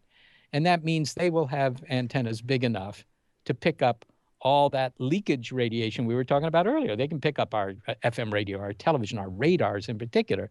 So if you're going to worry about this, I would say don't worry about this, because we've already been broadcasting into space for 70 years, really, that we're here. So if anybody's hostile out there, they will have that evidence, and you can lie awake at night, but I wouldn't. Well, I've often thought and said many times that if Michio Kaku makes this point over and over and over again. When you're walking down a path and you're looking at some ants, do you care? Are you teaching these guys how to build nuclear reactors because, you want to help them, advance their civilization? No, you step on them. You don't care. And I think that's the point that Hawking was trying to make in that they're going to be so advanced with us, they're not going to care if we're here or not. So be careful. I understand his point. Yeah, but it's impossible to be careful is really my point. Yeah, exactly. Well, the only way you can be careful is to turn off all the radars at the local airports. Right. I'm not keen on that idea, frankly. Well, and there's I've had so many guests on this show that have made one point, and I have countered in your defense many times, which is this. It takes so long for us to, with SETI and how long things are being sent out and how long things are receiving. Well, never, my answer is the same thing every time. What's worse than the SETI program is no SETI program. Not doing it is stupid. It's a mistake. You just never know. And if we don't have SETI and we don't have Seth and his guys, then we'll never absolutely know nothing. And I don't mean to be nonchalant about it, but that's the truth. And that's my answer to anybody out there that wants to be negative on the program. So anyway, obviously I agree with that, and it's quite true. And by the way, something that many people are not aware of, because of course this is a sort of a technical thing about what we do, but because of the rapid advance in digital electronics, which everybody of course is well aware of, look at how often you have to change your smartphone, right? The SETI experiments get faster with time, and they get faster very quickly. It's actually an exponential increase in speed. So while we've only looked at a tiny part of the cosmos so far, over the course of the next 20 years or so, we should be able to check out on the order of 1 million star systems for signals. And to me, 1 million sounds like maybe the right number for success. That's a guess, but you should not get discouraged just because we haven't found anything so far. The game has just begun in a way. Now, let's talk about a couple of other things really quick. What determines what you are either sending or looking for? And what is it that you are sending, and what is it that you are looking for? I know that you've basically, well, SETI in general, we're talking in frequencies. We're not talking languages. We're not talking video. We're talking frequencies and wavelengths. So when you're listening, what is the basis of it? And I'm going to give you my response to your response here in just a second. All right. Well, to begin with, we don't transmit at all. Actually, we don't broadcast at all. We don't even have the equipment to broadcast. We don't have any transmitters.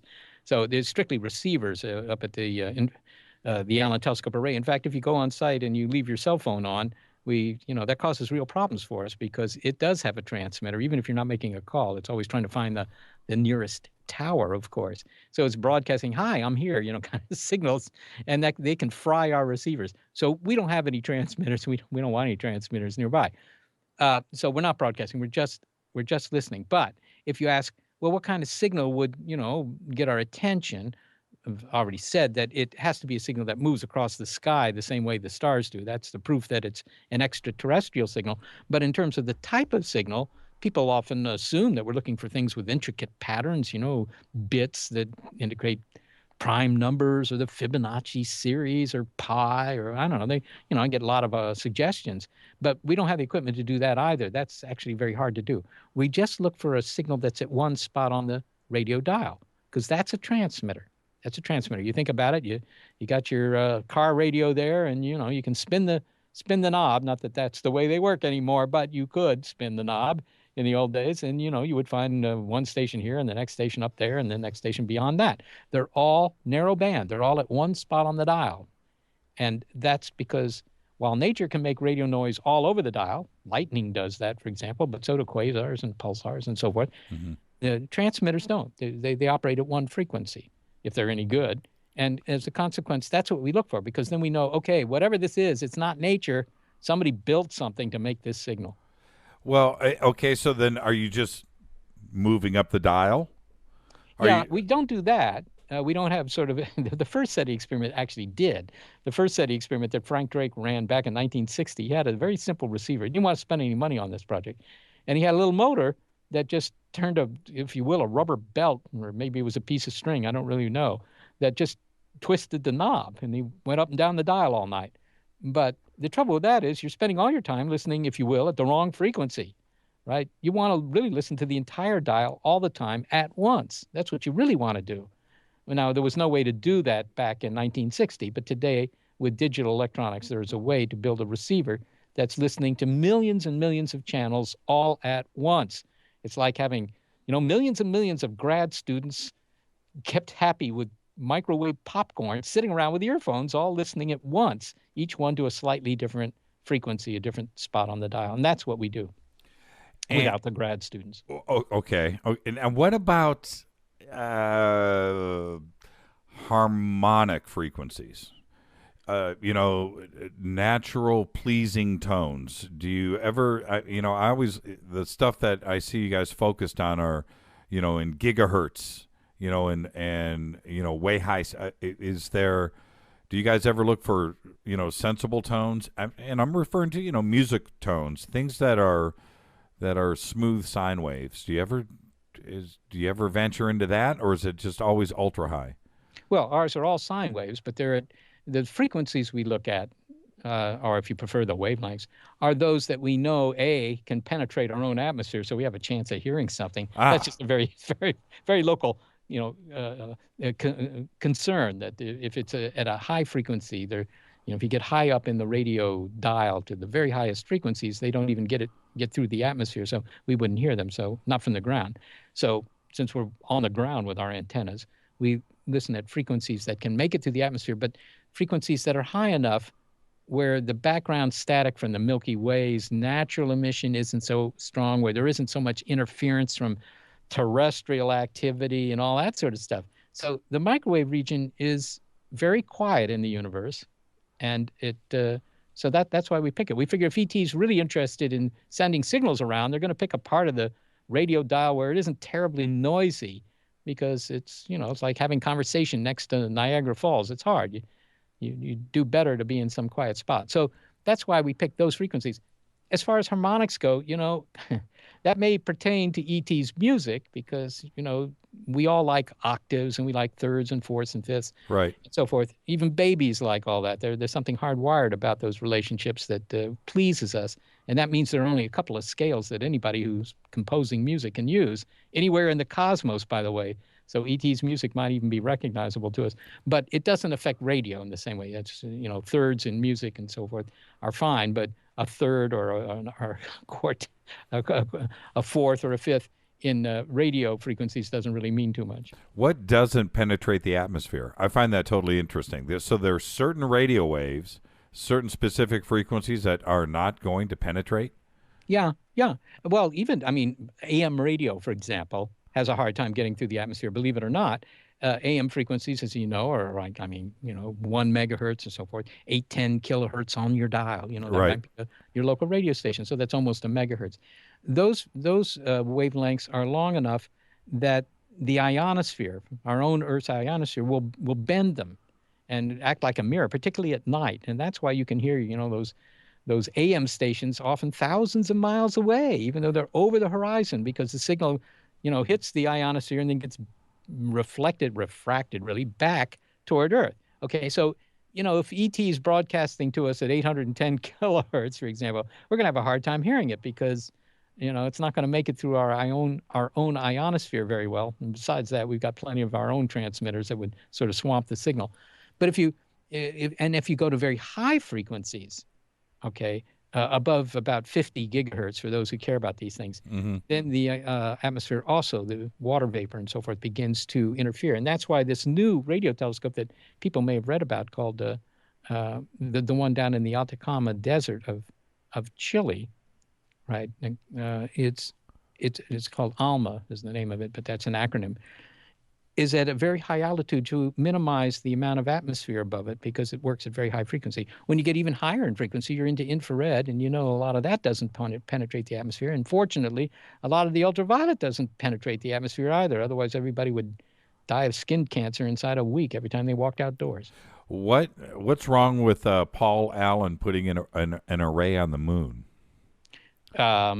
You have to ask Paul Allen that. Well, and you understand the question, because now you don't have atmosphere, and you could listen to the full spectrum of everything without any limitations. But within reason. But wouldn't that be the way to go? And you wouldn't have to build anything that large, because your interference would be at a minimum. Well, you might still need something large. You might still need the sensitivity. But if you put it on the backside of the moon, think about it. The backside of the moon is the one spot in the universe that's permanently shielded from all this radio racket that we make here on Earth. Yes. So that would be a big advantage, because if you picked up a signal, you could be pretty sure it wasn't, your local radar or your local radio station. Right. Well, no, when I said large, I meant, like 42 telescopes. You wouldn't need that. You could you might. That's a sensitivity issue, but you wouldn't have all the interference. It's true. It would be better. Not only would you have a wider range of frequencies available, you wouldn't have all the terrestrial interference. So the backside of the moon has been suggested many times as a perfect site for a big radio telescope. The problem is, to begin with, the cuisine is not great, and the expense is great. So that's the trouble. It's a problem that could be solved with a check for sure, but nobody's written the check. Another question from Holland. Mr. Shostak. By the way, Shostak. Yeah. Well, Shostak, but it's close enough.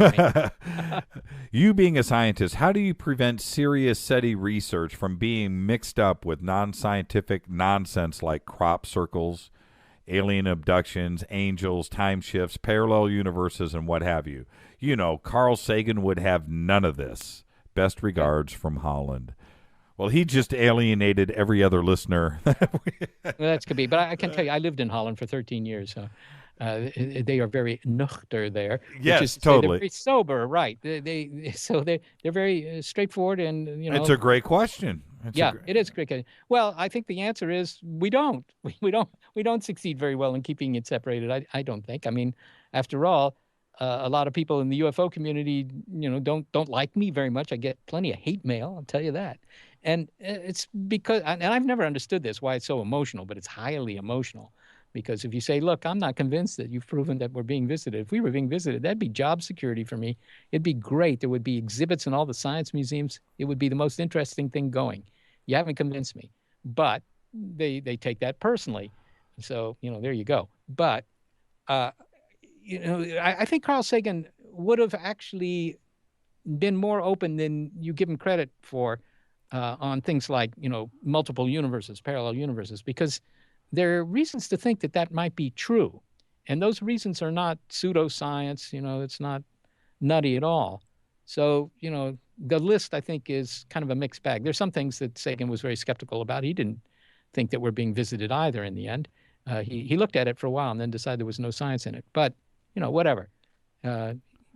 So, yeah, my hats off to the Dutch. They are, by the way, I mentioned this, number 2 in astronomy research in the world. That's after the United States. That's not something that many people know, and particularly inside of the Netherlands themselves. They don't usually know that, but it's true. One thing that this show did, and we monitor this every day and look at the numbers around the world and see who's listening in, and I could do it in real time right now if I wished. But and so obviously number 1 for us is the United States. That's probably half of our listeners are here in the United States. But because of the internet, it's Canada, Great Britain, Australia, and the Netherlands. Holland, the Netherlands, that whole area, Northern Europe, huge listeners. And you wouldn't think that, and there's a language barrier potentially there too as well. But the amount of email that we get and the amount of listeners that come out of Holland, Netherlands, Norway, that whole Baltic area is extraordinary. Every single day, never falters and never wavers. I got to tell you, it's amazing. Okay, here we go. This is from Renee in Tucson. She says, I was going to ask you about this later on, and how could I not, but she beat me to the punch, which is, what is the current scientific consensus on the cause of the WOW signal? The WOW signal. Well, okay, that was 1977, if I remember correctly. Feeling right. Yeah. It was founded at Ohio State University. Ohio State had this big antenna. It was called the Big Ear, which was at least an imaginative name. Most radio telescopes are very dull names, like the 300-foot antenna or the 140-foot telescope or whatever. But the Big Ear at Ohio State it wasn't terribly useful for radio astronomy at a certain point. So they started using it for SETI, and they just had it scan the sky that passed over Ohio every night, different spots, different stripes across the sky, depending. And just looking for a signal, a SETI signal. And the data were just printed out on a line printer from the computer. Those who've been busy with computers for many decades may remember line printers, the big machines that print out enormous reams of paper very quickly. And every morning, one of the astronomers would come in and look through the data to see if there was anything interesting. And one morning, Jerry Amon, who was an astronomer there at Ohio State, came in and he found this big signal. And it so impressed him that he wrote WOW next to it. And that wasn't the only signal that was found in those days. There were hundreds of signals, but nobody else wrote WOW next to the signal. And, that was such a nifty name that it's become quite famous. It's maybe the triumph of marketing over product. I mean, I don't know. Now, was it ET on the line? Well, you can't be sure that it wasn't. It might have been. However, they had 2 receivers, if you will, on the Big Ear. And they were set up in such a way that one receiver would scan the sky, and then 70 seconds later, so a little over a minute later, the second receiver would scan that same part of the sky. So the WOW signal was looked at again 70 seconds after it was discovered, and it was not found. There was no signal there. So if it was ET, sent something very short and then went off the air right away, and it has been looked at. There's a gentleman in Chicago who has used various telescopes, Bob Gray, and he has looked more than once for the WOW signal using bigger antennas with more sensitive receivers over wider ranges of frequencies and never found it again. So there you go. It was seen once, never seen again. Well, that's just not good enough. It's like seeing something you think is Bigfoot once and never again. Does that prove that Bigfoot exists? As a scientist, you'd have to say, sort of. So. Yeah, sort of. Well, tell me about the WOW signal a little bit. We've all seen the printout, the circle around the letters and wondered about it. But what I've never found out is, well, I'm going to ask you, was it actually audibly recorded? Is it on tape? Have you heard it? And what was the actual signal? And was it a frequency? Yeah. Well, see, yeah, it was the way the data were encoded on this line printer. All it encoded was the strength of the signal at one frequency spot in one frequency channel. Okay. So, it would start off at 0, and then it would go 1, 2, 3, 4, 5, 7, up to 9. But in order to have yet more levels of volume, if you will, it would go from 9 to A, then B, C, D, E, F, G. So you could get, more resolution in terms of the volume of the thing. So it goes up, and so you get all these mixture of letters and numbers. People send me, it's amazing. They send all the time, they've decoded these letters. Yeah, exactly. That was my question. What do they mean? Okay, so yeah, what do they mean? They say, well, it's from the Bible, or it's this, or it's that, or they're trying to tell you, right? These letters were just used. They were just sort of like tick marks on a meter. They said, well, it was stronger than that previous number, whatever. So, to read some sort of message into them is sort of like taking a bowl of, I don't know, whatever the cereal that had alphabet letters in it, right? Yeah, I don't know, Seth. You're breaking a lot of hearts, and including mine. I'm sorry to tell you this. Well, yeah, it doesn't mean a thing. It doesn't mean a thing. And you couldn't listen to it. It was in one channel. Look, you're a musician. Imagine that, you got this big equalizer board, which has all these bands that you can equalize differently because you're on the road and you want to equalize to match the room you're in or whatever. And you just make a sound it's one note. It's in one channel, only in one frequency band. And it starts soft, and then it becomes loud, and then it gets soft again. That's it. It's not music. It's just one note that got louder and then got softer again. And that's what the WOW signal was. So you're telling me that you didn't hear it, you've never heard it because it wasn't recorded. This is just numbers. Nomenclature. Nomenclature. Yeah, right? nomenclature on. It's hot in this studio, and I'm going to tell the producers right now, hit the AC because I am melting and I have sweat dripping into my eyeballs. Let's see if that works. Anyway, that's all it is. That's all it was. There was nothing to frequency or volume or anything else. That was just wow. Okay. It was just wow. Well, then what was he looking at when he? I mean, why? If he's just looking at, I understand what he's looking at, but for him. Why circle it? And it doesn't really mean anything as far as frequency or pitch or volume.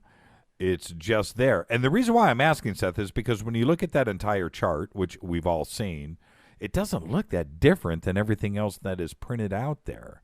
And I've often wondered, what is it that he was looking at that made him circle this? Well, it's because this particular channel. Right. Again, he's looking at it wasn't millions of channels back then, but it might have been hundreds of channels, or at least dozens of channels, different frequency channels. They were just random noise in them. You'd see zeros and ones and maybe twos occasionally, and then zeros and ones, and right, or that's all it would be. But in this one channel, it went zeros, 1, 2, 3, 4, 5, all the way up to A, B, C, D, E, F, and then back down.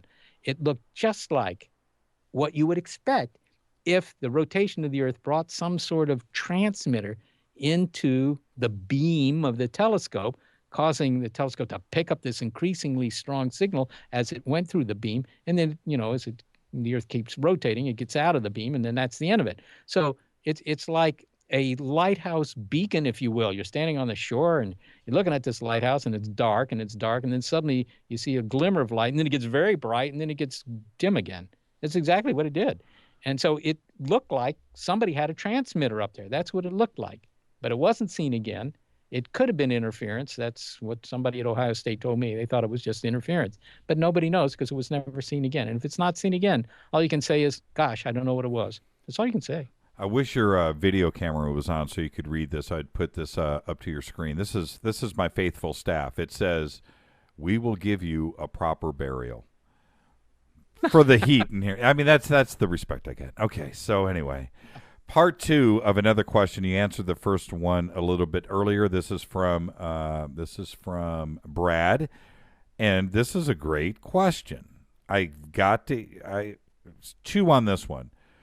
Do our or their radio signals ever get pulled into wormholes and spit out somewhere else? No, well, if it happens, nobody's told me about it. I mean, I guess that's possible. I mean, what are wormholes? Where do you find a wormhole? Well, black holes, wormholes, Black gravity. Is it possible to? I was going to ask you the same question in that when things are coming back to us, or if we are ever intentionally sending anything out to them, and you're pointing it at a specific star, pick it out. Where Zeta Reticuli. We're gonna go there. It could be distorted and bent and possibly sent anywhere and never get to its destination, and hence it would be the same thing coming back towards us. Well, it is true that wormholes, if they really do exist, and they may very well, you might find one inside of particularly a big black hole. Those might be the better wormholes because maybe you could get something through them. Although that's very unclear whether you could get anything through them. But let's say you could. So some of the television signals that are leaking off the Earth will eventually head for the center of the galaxy just because it's another spot on the sky, and there's a big black hole there, and they'll go into it, some of them, and maybe they do come out in another universe, or maybe in this universe at a different time, and so forth. Now, this is not an immediate problem because you have to have something in between, right? Yeah, well, it's not that even. It's just that the center of the galaxy is a nifty 28,000 light years away, 28,000. So it's going to be, something like 27,900 years before our signals get to it. And then they'll go into the wormhole, and maybe they come out somewhere, and maybe they'll eventually reach somebody else. I don't know what's going to be left of them. I think that the wormhole will be pretty good at, destroying all the information in them. But that's something you should ask Stephen Hawking about that. It doesn't sound to me like a very effective way of communicating, at least not for us. Right. Are radio waves affected by gravity the same that light is? I'm assuming that it would be. Yes. You're right. Yes. Yeah, of course. Radio waves are, they're just another form of light, if you will. So, indeed, light is bent by gravity, and so are radio waves, for sure. So, if you heard a signal coming in, right, and you think it's coming from that point in the galaxy, could it potentially actually be coming from somewhere else because it was bent somewhere along the way? By a degree, but a degree over tens or hundreds of millions of miles is a lot once it gets to the end point. So, I mean, where's the guesswork there when you point back and try to, where you're assuming it came from? Right, exactly. Well, in SETI, we're looking at essentially our own backyard. We're looking at star systems that are not very far away. I mean, they would be if you had to drive there or something like that. But, you're looking at stars that are 10 light years away, 100 light years away, 1,000 light years away. Typically, 1,000 light years is sort of, as far away as we look. So occasionally look farther, maybe 2,000 light years. Well, 2,000 light years is a very, that's 2% of the distance across our galaxy. So that's really our backyard. And is there anything between here and there that would substantially bend any radio signals that somebody might be sending our way? And, there's really only stars. There aren't going to be a whole heck of a lot of black holes between here and there, and they're going to be very tiny. They're going to be stellar black holes, which are, 20 miles across or something. So the chance that the radio wave, any substantial fraction of the radio wave, would get close enough to the black hole to bend it in such a way that you would get fooled, I think, are rather small. It's like using an ordinary light telescope. It bends light too, but you can make photographs of the sky in the nearest 1,000 light years, and you don't have to worry about too much of that information being wrong because of gravitational bending. How often does the Drake equation, not the equation itself, of course it's not going to change, but the answer to the Drake equation, with Kepler and our knowledge of planets and stars, which increases every day. So, I mean, does that number just go up every single day? Can you just modify it every single day? Yeah, well, that would be nice. I have to say this. I mean, people do wonder, do we know more about what the right answer is to the Drake equation, which is just an attempt to figure out, how many societies are out there in our galaxy that might be broadcasting signals we could pick up.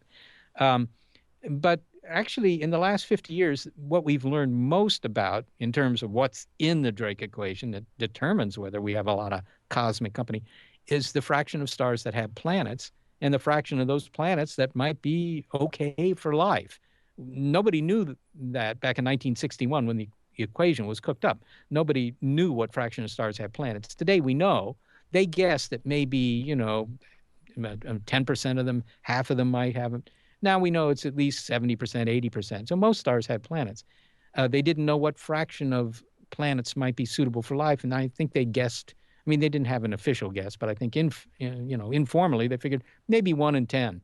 Well, that's looking pretty good, actually. The results from Kepler are suggesting that maybe 1 in 10, 2 in 10, 3 in 10, maybe 4 in 10 stars will have a planet that might be okay for life. So in all this time, we've learned more, but we've never found a showstopper. We haven't learned anything about the cosmos that suggests to us that what's happened here in our solar system with Earth developing life and eventually intelligent life, that isn't something that could be happening in many, many places. Take me back to 1961. Today, our best guesstimates, best educated guesstimates are there's 300 billion stars in the Milky Way. What was Drake thinking as he laid out this equation about how many stars were in the Milky Way in 1961? I wasn't born for many years after that, so, and I'm not sure if you were around either. But how many stars was Drake guesstimating at that time? Well, it turns out he doesn't really depend too much. His equation doesn't depend on too much on how many stars there are, but mainly how many stars are born every year. And so that depends a little bit on how many there are in the galaxy. But honestly, in 1961, the answer wasn't terribly different. It really wasn't. If you wanted, it might have been different by a factor of 2 or 3. And in astronomy, I got to tell you, a factor of 2 or 3 isn't usually very important. If you want to go back to a time when the answer really was different, where it was different by a factor of 10, 100, 1,000 or more, right, you have to go back more like 60, 70, 80 years. So even in 1961, we knew pretty much how many stars there were in the galaxy. What we didn't know is how many of them had planets, and what fraction of those planets are A-OK. So that's mainly what's changed. That's what's changed. And so, like, with Kepler, I mean, I would just assume that every single time they come back and they go, okay, we got another 1,000 planets. Is that taking up the factor for a potential answer in Drake's equation to a factor of 10, 100? And does this, I'm being serious too, does this number change? Yeah, it hasn't changed very much. There's been remarkably little change, actually, in some sense. And as I say, that to me is actually an amazing thing. That it could very well have been that we would find out that only 1 in 1,000 or 1 in 1,000,000 stars has planets, and only maybe 1 in 1,000 of those planets or 1 in 1,000,000 of those planets would have the right temperatures and size and so forth and so on to support life. It could have turned out that way. And so far, it looks like, no, that's not true. Most of them have planets, essentially all, but, not all, but most, 70, 80, 90%, sure. And it sounds like maybe 1 in 5 of those, on average, will have a planet where you could have liquid oceans and an atmosphere. And unless life is very difficult to get started, and we don't know the answer to that, but unless life is very difficult to get started, it's going to be life all over the place. I know it's crazy, and it's a number that is so vast and large, it's almost impossible to get your mind around it. Because if I'm understanding you correctly and I'm listening to you right, we're talking potentially a billion, 2 billion, 3 billion, 4? Could it be 5 billion planets out there that could have life? That's a crazy number. It is. If there's 300 billion stars, and I'm just basing it on what you're telling me right now. And I've heard you say this before, but if there's 300 billion stars and most of those have planets, and we're talking a huge amount of numbers. Yes. Huge. Yeah, certainly the number of, if you will, cousins of Earth could easily be tens of billions in our galaxy. And, listeners should keep in mind that we can see 150 billion other galaxies, 150 billion, each with tens of billions of cousins of Earth. So you can multiply those two numbers together in your head if you like. It's a huge number. You're quite right. It's a daunting number, and it's quite difficult to believe that only this planet ever cooked up anything interesting that would make us really special. When you first, and again, take me back to another time. The first time, because I know when I saw these pictures, I literally lost my breath. But the first time you saw those Hubble color photographs of the galaxies that quite frankly didn't know they were there. We were guessing maybe, but where we thought all those little stars and all those little pinpricks out there, it turned out to be infinitesimal galaxies stacked up on top of galaxies of every color. What happened to you when you first saw those first stunning in focus Hubble photographs? Yeah, well, I had to grab them and put them into my next talk. I mean, that's going to be that. No, it's very impressive. The most impressive photos for me were not so much the ones of the galactic nebulae, all these very colorful photos. I mean, we had photos of those nebulae before, and yes, they were mostly black and white, but, they look fairly much the same. It's like a picture of your mom in black and white and a picture of your mom in color. Color adds something, but, black and white also shows you what your mom looks like. But when they made those deep field photos where they just aimed the thing in one spot on the sky for 100 hours or whatever the exposure time was, it was something like that. Right. And then you see just this field covered with hundreds, thousands of galaxies and a tiny, tiny little speck on the sky. It shows you how huge the universe is.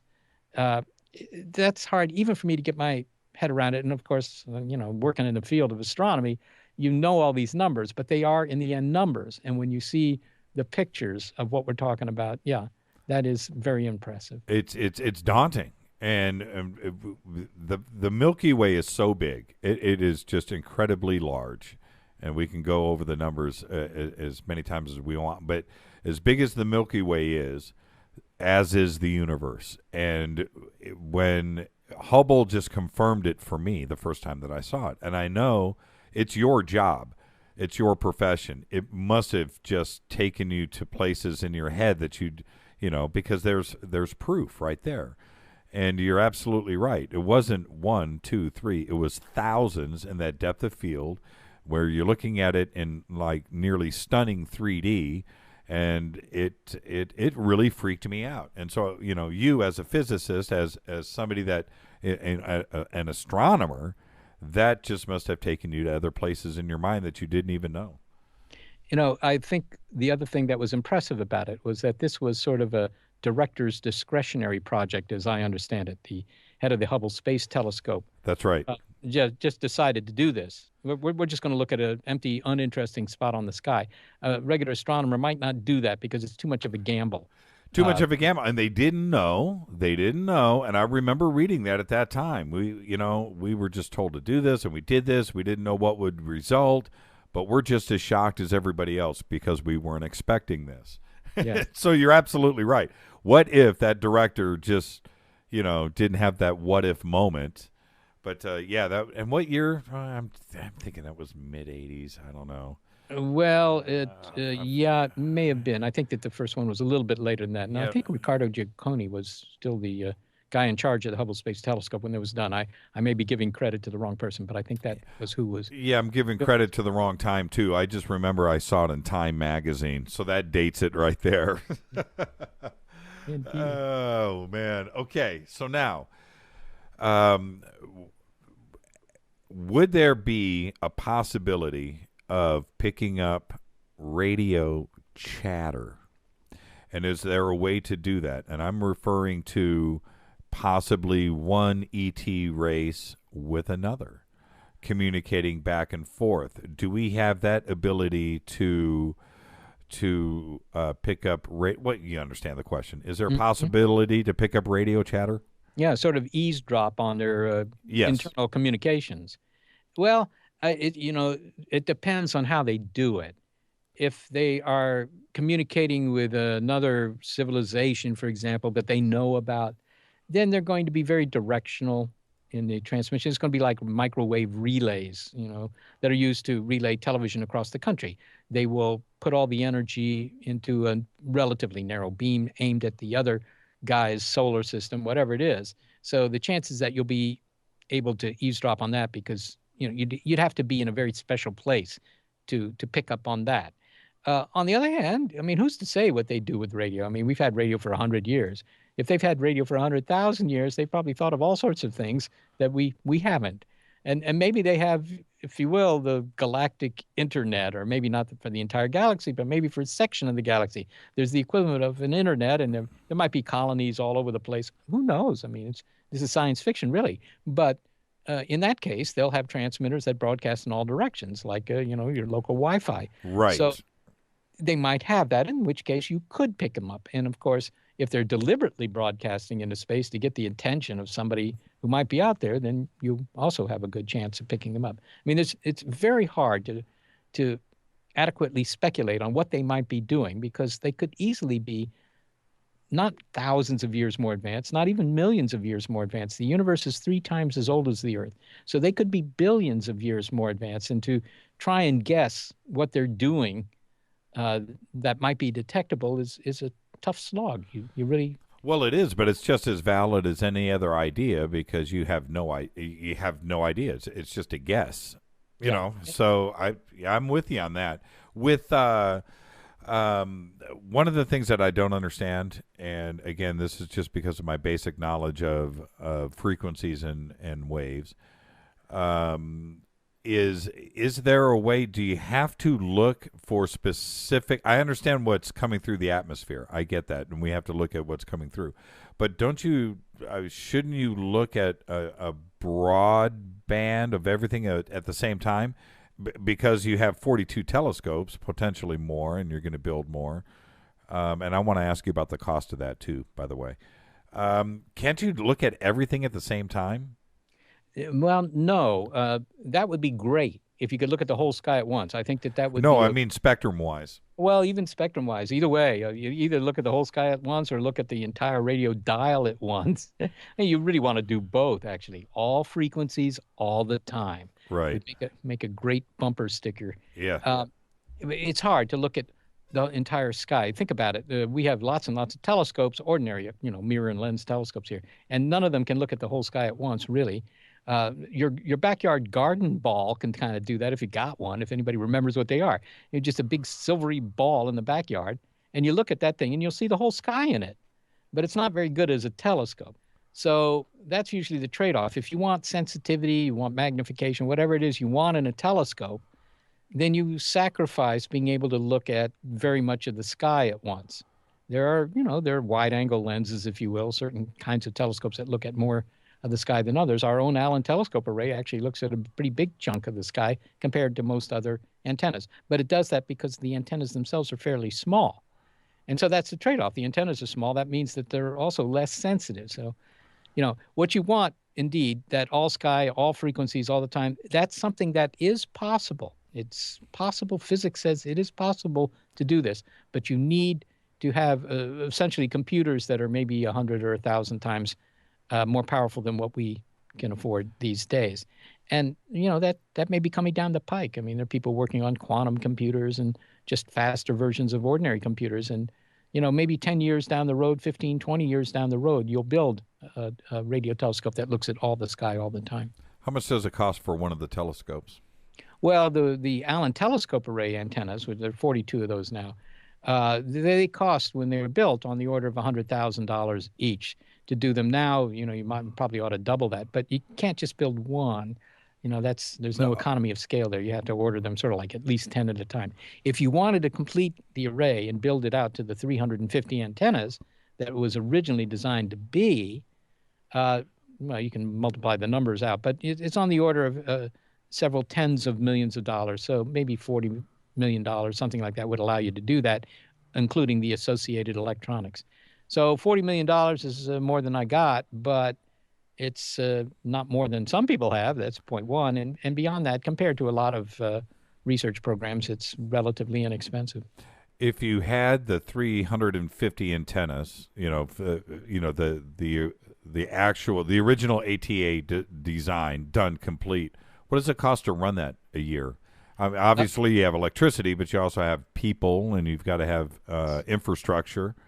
That's right. Yes, all of that is true. And in fact, that's a big problem with SETI now. People are willing to put down some money to, as capital investment, if you will, build an antenna or a telescope, because you can put your name on it and say, this is Bob's telescope or whatever, right? People like to put their name on something, but rather few people are enlightened enough to realize that it's not going to do anything unless you also pay for salaries for people to work there and reduce the data and pay the electric bills and the maintenance and all that stuff. So, to run the Allen telescope array today, it would cost $1 to $2 million a year. That's just to keep going and one or two scientists working on it. If you wanted to do it right, you should probably double that, something like that. But at $1 or $2 million, you can do something. All of this is hampered by the fact that there's no government money here. I probably should make that clear, because a lot of people think that this is tax money, but it's not. There's no tax money here at all. It's all private donations. It doesn't sound like much money. I mean, for the private sector to keep something like this, not only to build it, it's not much in the big scheme of things. When you think about somebody that has a little, couple of ducks quacking in the pond, and they go out and drop, $20 million on a yacht. It doesn't sound like it's not that much money, and not that much money to keep it going. I'm surprised. And well, anyway, I don't want to in any way talk bad about Paul Allen, because I respect that guy a lot. But was the original intention was to build 350 antennas, and why did it stop at 42? Yeah, that wasn't Paul Allen's fault. In some sense, that was our fault, because it turned out that to make the design more efficient cost more money than we thought it was going to. I have to say, alas, this is a routine problem when you build astronomical instrumentation. Of course, it always ends up costing more than you thought. And I could point to a whole slew of antennas built by the government or built by universities or built by individuals, where you give it your best shot at what you think it's going to cost, but what you really ought to do is whatever is your best shot, multiply that by pi, and then you get a closer number. Right. So Paul Allen certainly gave the amount of money that we had asked him for, and it turned out that by the time all the R&D and the manufacturing techniques were all that was ironed out, that it was only enough money to build 42. Now, Paul Allen, I don't know what his interest is these days in this. I think Paul Allen would be still interested in expanding the array, but he doesn't want to be the only funder. That's something that I think is important to him. But I would hesitate to second guess what it is that he has in mind. Yeah, and I'm not in any way trying to pin you into the corner. I'm just asking the obvious. The original intention was 350. Now we're at 42. Now what's the goal now? And are you going to expand one at a time? Can you do that? Does it have to be in multiples? Do you have to keep a ratio together to keep the array and the numbers to keep the phase up? How is that handled? Well, in fact, you could, in principle, add just one antenna, and you would improve the antenna. It turns out that in some sense, the value of the antenna, the efficacy, the usefulness of the antenna goes as n squared, where n is the number of antennas. So if you go from 42 to 43, it's not just 43 over 42 times better, it's 43 over 42 squared better. So that's actually fairly significant in a way. But just from the standpoint of manufacturing, you can't just make one more. You want to make at least 10 more, 20 more, something like that. Otherwise, it costs too much to set up the tooling and so forth that you need to make the next antenna. So you would have to increase it at least by, I would think a couple of dozen. The goal these days, it would be very useful to get it above 200 antennas. If you could have 200 antennas or more, 206 is a number that's bandied about because that sort of fits the development plan. But if you had 200 antennas, then suddenly this is such a powerful antenna that it would also, be useful for experiments on radio astronomy that would allow some monies from the government to come in for radio astronomy, actually just basic research there. So there is sort of a tipping point. I think that it's around 200 antennas where the instrument becomes so interesting that, there are multiple sources of funding. Are there any commercial uses for it? The military has some interest in it because it allows them to test out schemes that would allow them to map the positions of orbiting satellites. I don't know if you can consider that commercial. Beyond that, I don't think so. It's sort of like, well, you got the Large Hadron Collider. Any commercial uses for that? Right. It's a one-way street. Yeah, it's hard to think of commercial uses for these things. They're very specialized, of course. Okay, I've got a couple of more tweets that, I've got a lot. I haven't gotten to them all, but this comes in from Eugene. I think it's a two-parter. He says, how is David's example of how E.T. would contact us any different than believing they'd use radio or light waves? And you know what? Before you answer that, is there other things that you can detect that aren't radio waves or light waves? And I don't know what that would be, but if there is, you would know that answer. So it's kind of a combination. Yeah, well, there are other things, and they've been suggested for SETI too. I mean, people say, well, what about gravitational waves? Exactly. Right? Yes. Now, we haven't ever found any gravitational waves, I have to say, but there are serious experiments to, LIGO is a big, very sensitive gravity wave detector, and it's a very big experiment. It still hasn't found the gravity waves, but I'm sure, there's going to be a big headline someday, and it will. And so I don't doubt that gravity waves exist, but it's very unclear to me why anybody would want to use them for signaling. It offers no advantage over radio or light because it doesn't go any faster. Gravity waves, according to Einstein anyhow, go at the speed of light too. And they're very hard to generate and obviously very hard to detect. Even with all these big instruments, we can't find one. So I'm not sure about gravity waves. Other things that are routinely suggested to me are neutrinos, right? Neutrinos, they don't go any faster than the speed of light. They go somewhat slower than the speed of light, but essentially the speed of light.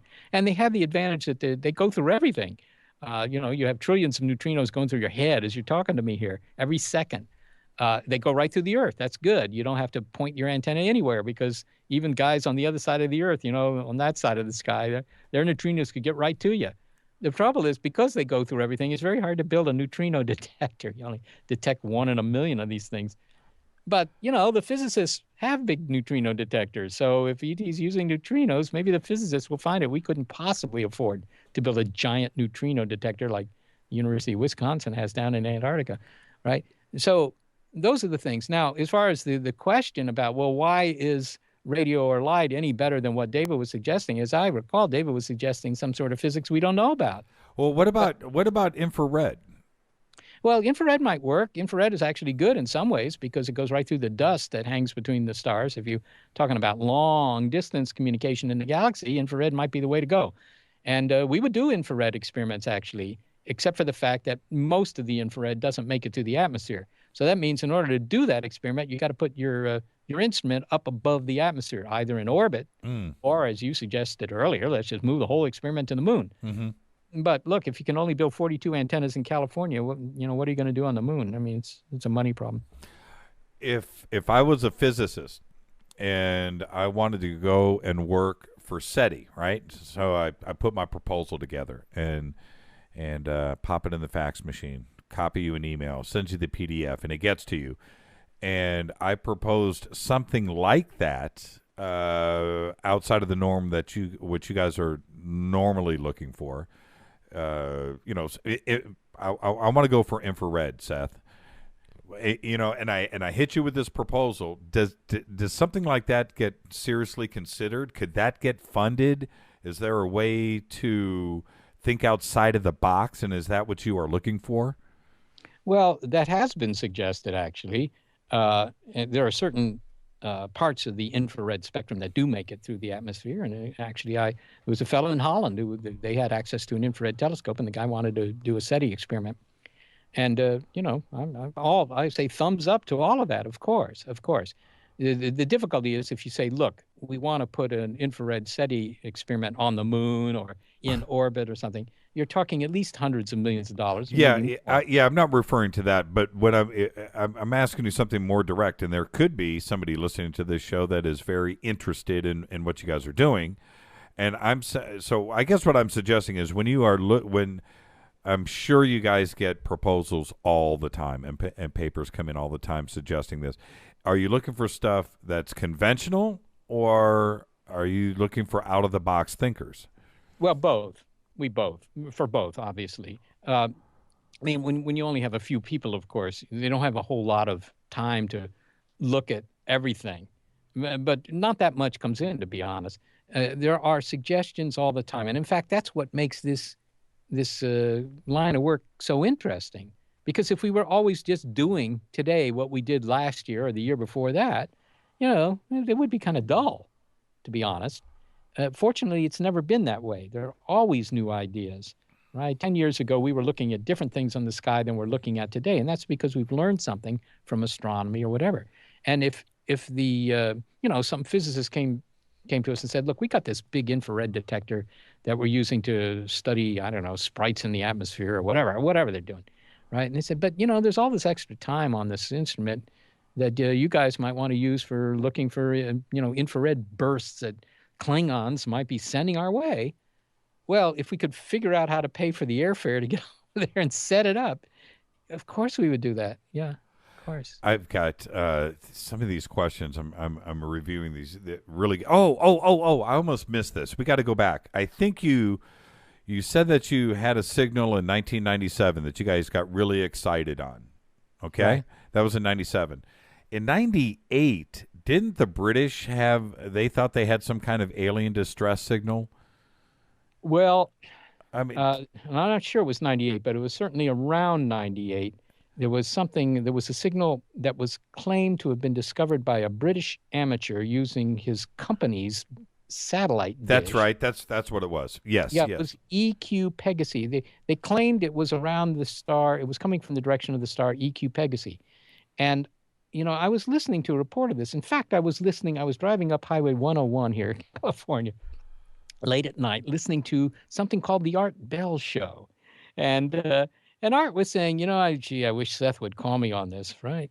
He was saying that when I heard that in my car, I just about swerved off Highway 101. I don't think Art knows it, actually. And I get home and my wife says, Art Bell's been trying to reach you. And I said, okay, well, what's his number? And I called him back. Well, this guy had made this claim, and on the surface of it, it was suspicious right away because I had just written an article for, I think it was ABC's web presence, their website or something, about how we had been looking at this star system, EQ Pegasi, with the Arecibo telescope down in Puerto Rico. And I thought, gosh, that's awfully coincidental. That's extremely coincidental. That sounds like a hoax to me. Right. But it became a story for a while. But the more we looked at it, because I began to look at it in some detail, and it was able to find the photoshopping of the plots and all that stuff. It became obvious that it was a hoax very early. Now there was somebody else on the show in those days who was claiming that it was for real. He had inside information from the Pentagon, but it was a hoax. And in fact, in the end, the guy kind of admitted it was a hoax. It was just some guy in Britain. So it was fun for a while, and it was interesting in the sense that there were some astronomers in Australia who actually took serious telescope time to observe in the direction of EQ Peg looking for this signal, which was unfortunate because, that cost them money and time that they could have spent on something else. But it was maybe a good demonstration of how to deal with these sorts of claims. Has Mr. Seth Shostak thought about supernatural communication theories for extrasolar communication? Yeah, well, I don't know how they work. That's the problem. People say, "Why aren't you using hyperdimensional physics or, something like that to communicate?" But I can go down to the library and look up hyperdimensional physics and say, "Well, it's a construct you may find in science fiction and so forth." If you don't know the physics, you can't build any equipment, right? You could have told the Romans about, why aren't you guys communicating by radio? Well, they didn't know the physics of radio, so they couldn't build radios. It was more than an engineering problem. They didn't know how it worked. So if you want to speculate that there are, various supernatural communication modes, I mean, it's fine that you can think that. But unless you can prove it and understand it, then it's just an idea. It's nothing you can build. That's unfortunately the bottom line. JD Redding, this is also from Twitter, it's along the same lines, and you've kind of just touched upon it, but I have to ask, comment on the possibilities of quantum entanglement communications. Now, are we dealing with the same issues? Yeah, quantum entanglement actually exists, and that it can be shown in experiments and has been, and there's a whole theory there. So we understand a little bit about quantum entanglement. It's still spooky action at a distance, to use the famous Einstein quote. But Yes. I mean, it exists. I mean, this is not, just a nifty idea cooked up because it sounds neat. It actually exists. But the question is, can you use it for faster than light communication? Just because I measure an electron here and its buddy way over there suddenly is known, you know what state it's in, that there's instant communication somehow between this thing and that thing, even over a very large, the other side of the universe if you want. Does that allow you to send messages from one place to another faster than light? And it seems that it does not. You can ask the physicists about this, and they will just start spouting off about Bell's theorem and stuff like that. But the bottom line is, yeah, it exists, but it doesn't allow you to actually communicate faster than the speed of light. Is it slower than the speed of light then? No, it could be, but it can't be faster, and that's really the point. I mean, it's no better than just sending a radio wave or a light beam. Do you still believe in spooky action? Yeah, well, that's quantum mechanics. Quantum mechanics is very spooky. It really is, and yet we understand it, and that's why your cell phone has a lot of quantum mechanics in it, quantum mechanical tunneling and so forth. There's a lot of the electronics in there depends on quantum mechanics. And when quantum mechanics was being worked out, in the 1920s, really, the physicists themselves who were working on this, they said, well, this is of interest to physicists, but they didn't foresee that this was ever going to have any practical applications. And now, 90 years later, everybody carries something around in their pockets that depends on quantum mechanics. So, and GPS, it's all dependent on quantum mechanics. So, it's for real. Quantum mechanics is for real. Again, I'm backed up on about 50 emails here, and I want to try to get some of these in, and we're almost at the end of the show. If I can indulge me, maybe can you hang out for another 10 minutes? Sure. Okay, great. I'm having fun. Are you good? Yeah. Are you good? Are you good? Okay. I'm good. Okay. I've seen your studio. You're much more comfortable than I am. Okay. As Hawking suggests, this comes in from Demian Renata. He says, as Hawking suggests, we shouldn't be broadcasting. We've already touched upon this, but it's the second half. Perhaps ET understand it is in their interest not to respond. Yeah, especially if they've already observed us, is how he wraps that up. And I understand, his sarcasm here, but exactly, would that be a waste of our time? Well, I think Demi and Renata are making, an attempt to determine what the sociology of ET might be. I guess what they're saying is, if they picked up our television, for example, they might be so put off by it that they wouldn't send any signals back. That's making a judgment call about what they find interesting to watch. And I have no idea what they find interesting to watch. It also assumes that they could decode the television signals and so forth. A whole bunch of assumptions there. But the main point is something different, Demi and Renata, and that is that they're not watching our television because those signals have only been going out since roughly the Second World War. So they're, 70, 75 light years into space. That isn't very far. It's extremely unlikely that any aliens are that close. Extremely unlikely. It's very unlikely that any aliens are that close. picking up these signals. So they probably just don't know about our television. And as far as broadcasting something back, um, you know, who knows? Maybe they would say we don't like I Love Lucy because we don't get the jokes. But I can hardly believe that they would care much about what the programming was. If they wanted to get in touch, it would probably not be because they did or did not like the message they were getting. We tend to assume that if they only knew about all the problems we have with the environment and this, that, and the other, war and so forth, that they would keep hands off. Hey, look, this guy Wilson who studies ants, he's not put off by the fact that ants are at war with one another all the time. He still studies ants. Well, although I agree with that, this is the thing. And what I don't like to do, and what I don't really like hearing, is when somebody references a movie when they're trying to explain something. But we can't really ignore the movie Contact, and is as wrong as it is, and you've just explained that actually, but it allows awareness, because that was a very popular movie. And you know what? I dig it. It's a great movie. But it allows awareness for everybody exactly what you are doing. And without that type of mass communication with the movie that actually was made pretty well too as well. But you would definitely be rolling that rock uphill right now, because the awareness out there in the mass, you just wouldn't have it. But you have the inaccuracies that are in that movie too, such as they're beaming back. I can't remember, was it Hitler or whatever the the Nazi reference, but that there's no way those signals could have gotten out there and been scrambled and understood and spit back to us. Well, I don't know that you could say there's no way. I mean, Carl Sagan, who wrote the novel Contact in 1983, was well aware of all these issues, of course. And by the way, I was one of the consultants for Contact, as were several of my colleagues. Yeah, here. Who played you in the movie? Yeah, no, I'm just kidding. Nobody played me in the movie, but Jodie Foster played a character who was at least partially based on Jill Tarter, who does work here. Right. So, and he knew her very well. So in a sense, he was, of course, he was required, if you will, to put the aliens very nearby. Otherwise, there wouldn't have been enough time for the 1936 television broadcast of the Olympics from Berlin to get to the star, and then enough time for them to get a response back to us. So he was forced into picking a star system that was only 30 some light years away, Vega, which, is pretty unlikely that anybody's that close. That would be really very fortuitous. But okay, that was necessary to make the story interesting.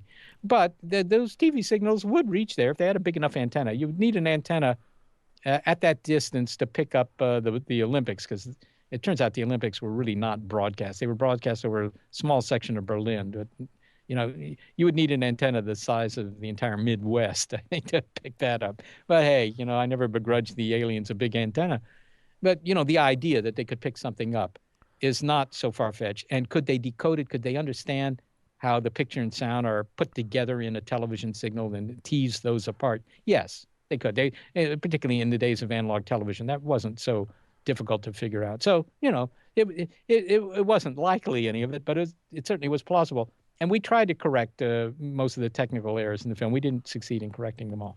I'll tell you a funny thing. At that time, when the movie was being made, I worked for a company called Alesis, and we got you guys a bunch of the gear that was used, and we were so excited that our equipment, it was the scene with the meters all jumping, all 8 at a time. Boom. Well, that was called an ADAT. And we were so excited. Everybody at Elisa's, we went to, the first night it was out, just for that scene. It was, there, because we were a little tiny company. But the equipment looked really good on screen. And, I'm kind of bumming everybody out right now. It wasn't some, custom astronomy gear. Those were 8-track digital recorders that happened to have 8 meters that fired at the same time that looked really cool. Yeah, that's interesting. Well, there were some in-jokes in the film, too, that we sort of gave them, and, only people who were connected with SETI would have understood. But those are very small. But there were other things. They would call up, and remember the art department at Warner Brothers called me up and said, "So, Seth, what does it look like when you fly through a wormhole?" Right? Like I fly through wormholes every other week or something. And I And said, and you said, well, what I said was, I said, if you get close to the speed of light, which is presumably what's going to happen if you're going to fly through a wormhole, the whole universe collapses down to a bright spot in front of you and a bright spot behind you, which I said, actually visually isn't very interesting. And what most movies do is they just computer animate something that looks like you're flying through a pig's intestine. And they said, okay, thank you, and then hung up.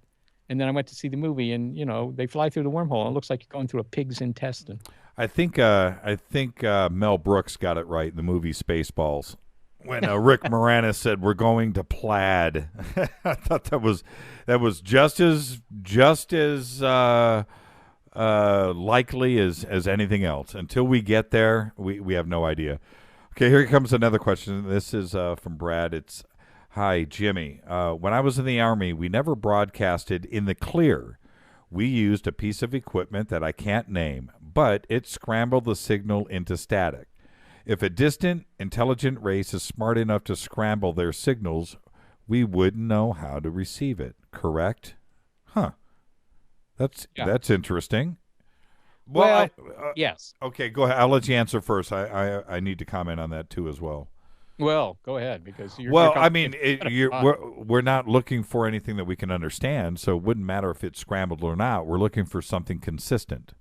Exactly. We're looking for the egg and not how it's scrambled. I mean, it is true. There's a theorem in information theory that was cooked up in 1948 by a guy by the name of Claude Shannon at the Bell Labs, in which he proved that a signal that has perfect encoding actually looks like noise. So it's just like static, right, that kind of thing. And so if they've done that, if they perfectly encoded the signal so it just looks like noise, then indeed it would look like noise to us and we wouldn't necessarily recognize it. But there's a certain amount of energy in that noise too that we might pick up. So, but your point is really the better one. If they're scrambling it, it's still a recognizable signal. What you know is maybe you don't know what they're saying, but you know they're on the air. The on the air sign is lit simply because they're putting a certain amount of energy over a small region of frequencies, a small part of the radio dial. They're putting extra energy into that part of the dial, no matter how it's encoded, how it's put together. And that's what you detect. And yeah, you don't know what they're saying, but you know the switch on their transmitter is in the up position. Can signals, I guess they can't. They can't go through the earth, can they? Radio signals do not do well going through the earth, no. And in fact, they don't even go through they don't go through salt water very well either, as anybody who tries to find submarines knows. That's why you can't use radar underwater. You have to use sonar or something like that. Right. So, so if you are on the other side of the, obviously, you're on the wrong side of the earth at the wrong time and something gets to us, is it possible you can't detect it? Yeah. Sure. I mean, your antenna may be aimed, I don't know, let's say simply straight up here in California. But if the signal you had the bad fortune that the signal is only going to be broadcast in our direction for an hour, and it's coming from a star system that's only visible from Japan right now, you won't see it. Yeah, it's easy to miss signals. I have to emphasize this. There are a million ways in which you can miss. But on the other hand, if you don't look, you're guaranteed to miss everything. Yeah, that's right. Have you ever found out that you did miss a signal? In other words, you were at the wrong place at the wrong time, and somebody else picked up something, that you didn't, and possibly you would have had a better shot at catching it stronger. Have you ever missed anything? Have you? Well, who knows? Nobody knows what you've missed. That's hard to do. But I mean, it might have been, just as an example, if there had been a second SETI experiment going at the same time in 1977 when the WOW signal was picked up at Ohio State. Right. There'd been, a telescope somewhere else in the United States looking at the same spot on the sky over the same range of frequencies, then you'd have the answer to your question, was the WOW signal for real or not? Unfortunately, there wasn't. But that's the consequence of the scale of this experiment. The total number of people in the world that are doing this is, on the order of a dozen or so, very few antennas. So probably missing a lot. I think we're missing ET, in fact. It's not that I doubt that there are signals flooding the Earth that are coming from other societies. It's just that you have to be aimed in the right direction with the right equipment at the right time at the right frequency. And, obviously not entirely trivial. And you have to do it. You can't. You can't. Yeah, it's not going to be accidental. Wait, are you ever going to be set up to have a 24-hour monitoring? In other words, something going on in Australia, something going on here, something going on in the East Coast, something going on in the middle of the Atlantic Ocean, and so forth. Circumvent the Earth and have 24-hour monitoring, so you're not potentially missing anything. Well, certainly that would be a wonderful thing to do, where you have indeed stations around the globe, so that you're covering, the sky all the time, or at least big chunks of it all the time. That would be good. But then you need at least, really, to be honest, 3 setups. And, we're having trouble funding one. So that's something we'd love to do. The Europeans are putting together something called the Square Kilometer Array. It isn't just Europeans, actually. It's a worldwide effort. And the Square Kilometer Array will be, the mother of all radio antennas. It will be partially in South Africa and partially in Australia, actually, Western Australia. And it can also be used, for doing SETI. I mean, at the same time that they're doing, if you will, conventional astronomy research. So that will greatly increase the capabilities for SETI experiments. But that's, 10, 20 years down the road. One last question from a listener, then I'm going to hit you with one more, and then we can say goodnight. But for Seth, this is from Veronica Margot Paez. She says, is there any room for citizen science in SETI? Well, there is. We've talked earlier in the program about the SETI at home screensaver, of course. So anybody who's just interested in, donating some CPU cycles to SETI, the Berkeley SETI experiment, the UC Berkeley SETI experiment, can download SETI at home. It doesn't cost you anything. And they will be processing some data. And they may be the ones that find ET. I mean, that's not impossible. People who are technically inclined have built their own SETI receivers and setups. Again, the SETI League did that for many years, and it's still possible to do that if you want to build your own SETI experiment.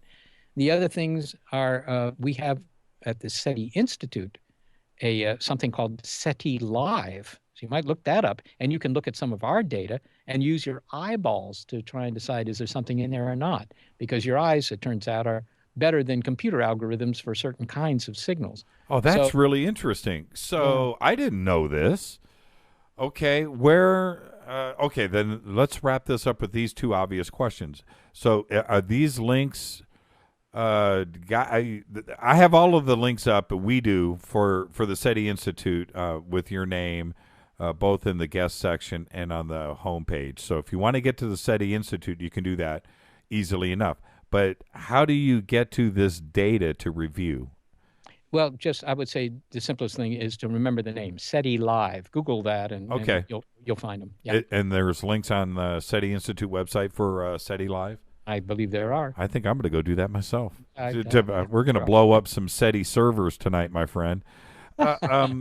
Now, and I want to talk about funding really quick. If anybody's interested in helping SETI out, is there a way to do that? That's not what this show is about. You're not on the show to pitch for funding. I am, though. So, do you guys need help? Are you guys ever in danger, or is it okay today? We know about what you went through, over the last decade. But are you okay now, or is there a way people can help? Well, yeah. I'll let me just simply say that if somebody finds this interesting and does want to help, yes. The big problem here, people always ask, what's your biggest challenge in SETI? And they're expecting you to say, well, the problem is with we don't know which stars to look at, or the problems are with our autocorrelation receivers, or this, that, and the other. The facts are that it's none of that. It's just having enough money to pay people to do it and keeping the equipment going. So money is a thing. But they should just go to the SETI Institute webpage, SETI.org. And, of course, there's also our radio show, bigpicturescience.org, where we also encourage people to go there if they want to learn not only about SETI, but the other topics we cover. So I would encourage anybody to do that. And even if, it's not about money, if you're just interested, go to those websites. I got to thank you for coming on the show tonight. And I had a great time. And, I don't want to be too confrontational with you, but then again, what you're doing is, it's controversial to a lot of people. And, and sometimes you need to answer those questions and sometimes they can be tough, But, you know, there's people out there that need to understand exactly what you are doing up there, and I think that it's very important. Well, Jimmy, it's been a real pleasure for me. It really has. And look, when you get to that checklist 1, 2, and 3, man, okay, fade to black is the call that you make. It's number 2. When you Okay. Seth, all righty, man. You have thanks so very much, and I hope we can do it again sometime. Absolutely, Seth. You have a great weekend, and again, keep looking. Okay. All righty. Thanks. Well, talk to you soon. Thank you. And that is what I'm talking about. That is why you are here. Right there is to learn something. I feel smarter already, as they say. I got to thank you again, Seth, for coming on the show tonight. That was absolutely wonderful. And again, I haven't had here at the show, I haven't seen those producers worked out with email like they have tonight and Twitter. And I didn't get to I didn't get to half of it. And you know who you are. I apologize for that. I really do. But you know, I did the best that I could. This is Fade to Black. I'm your host, Jimmy Church. This is the Wednesday edition, everybody. Jimmy at jimmychurchradio.com. And I'm wondering why my audio is not playing back. Oh, there it is. I'll be back right after this. Stay with us, everybody. What's up? My name's Brian Taylor, Ninja Badass Extraordinaire, and this is jimmychurchradio.com. JJCR in your face. JimmyChurchRadio.com On the Dark Matter Radio Network.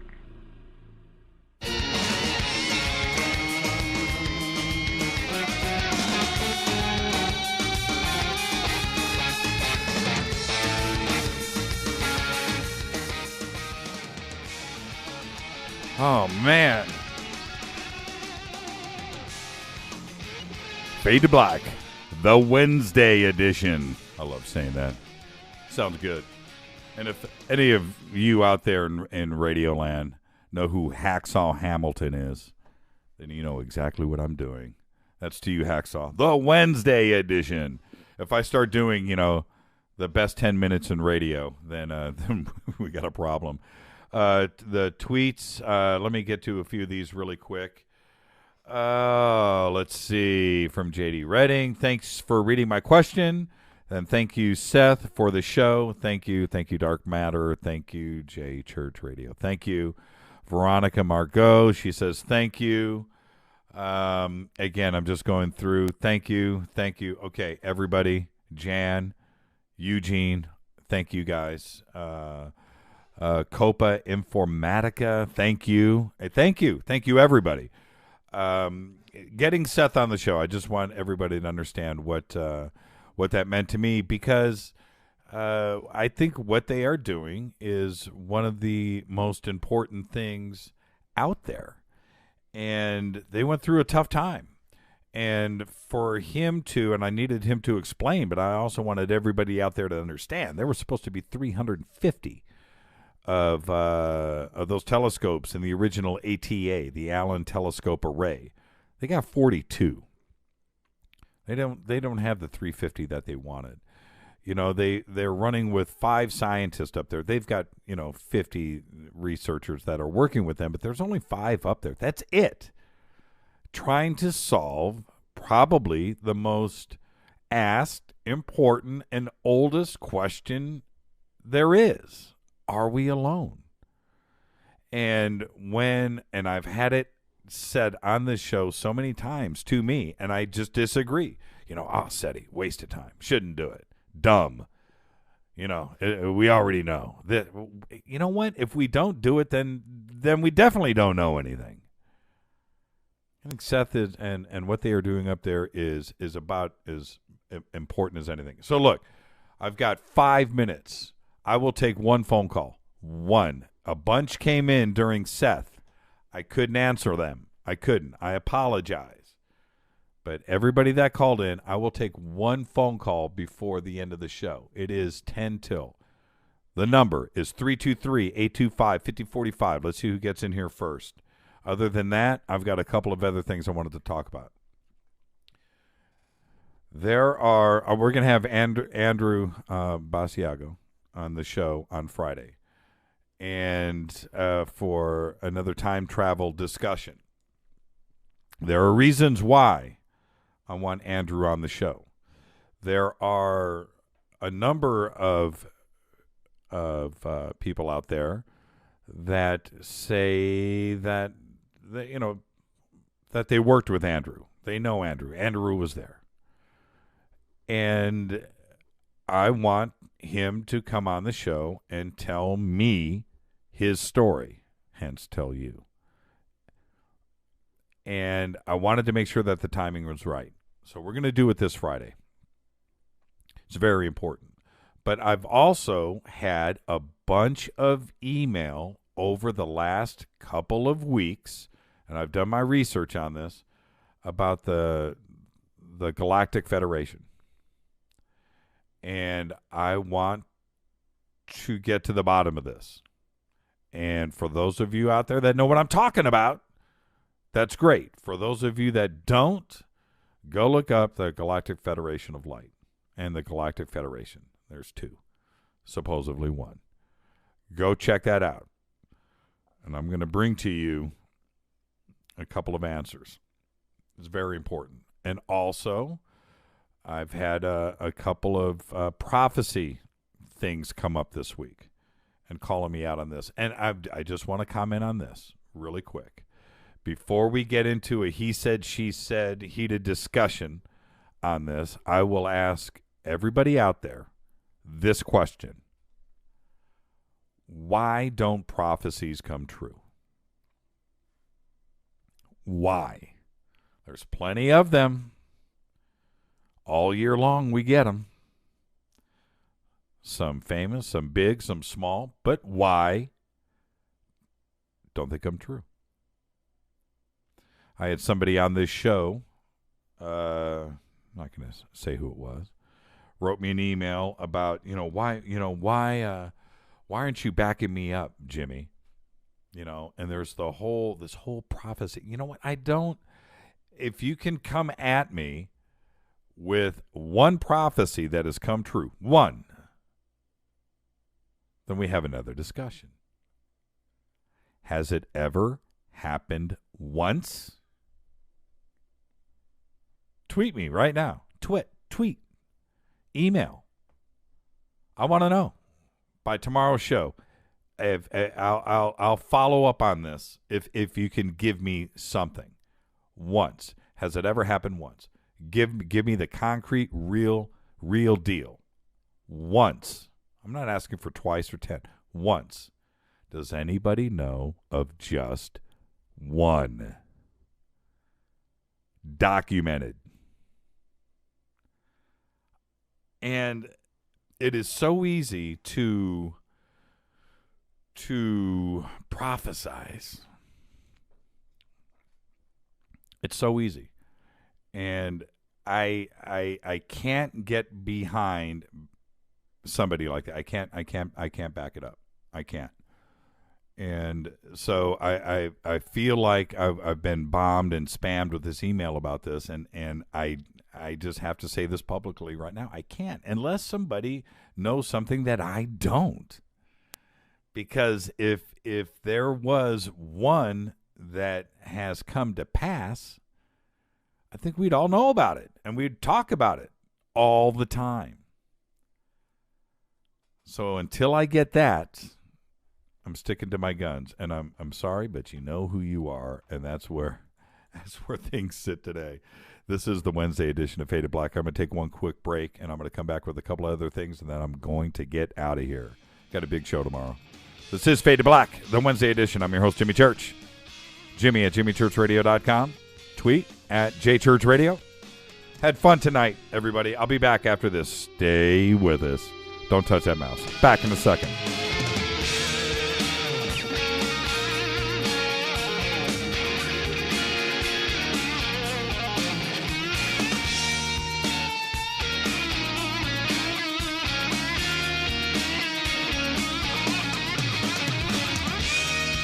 This is KJCR at jimmychurchradio.com.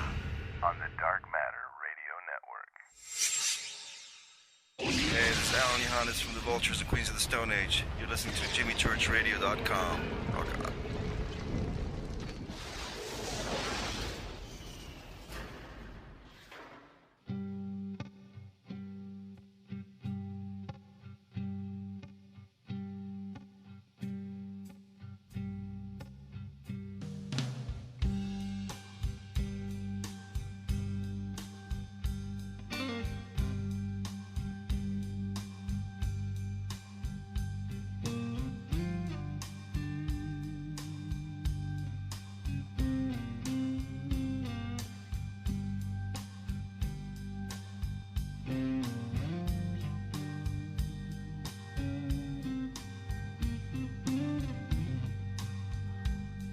Sorry, Keith.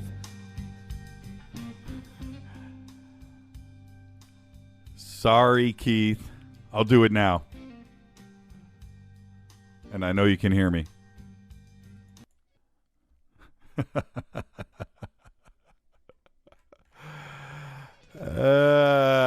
You gotta love it, man. This is Fade to Black. I missed something. I apologize, Keith. I'm on it. Stay tuned. Coming up next is Night Watch with your host, Todd Sheets, and his 8-person roundtable. But they don't talk over each other. It's a great show. Love it. Special thanks to Keith Rowland and Art Bell. Got an email from Art today. I was so excited. Fade to Black executive producer is Rita Kamarian. Show is produced by Hilton J. Palm and Mark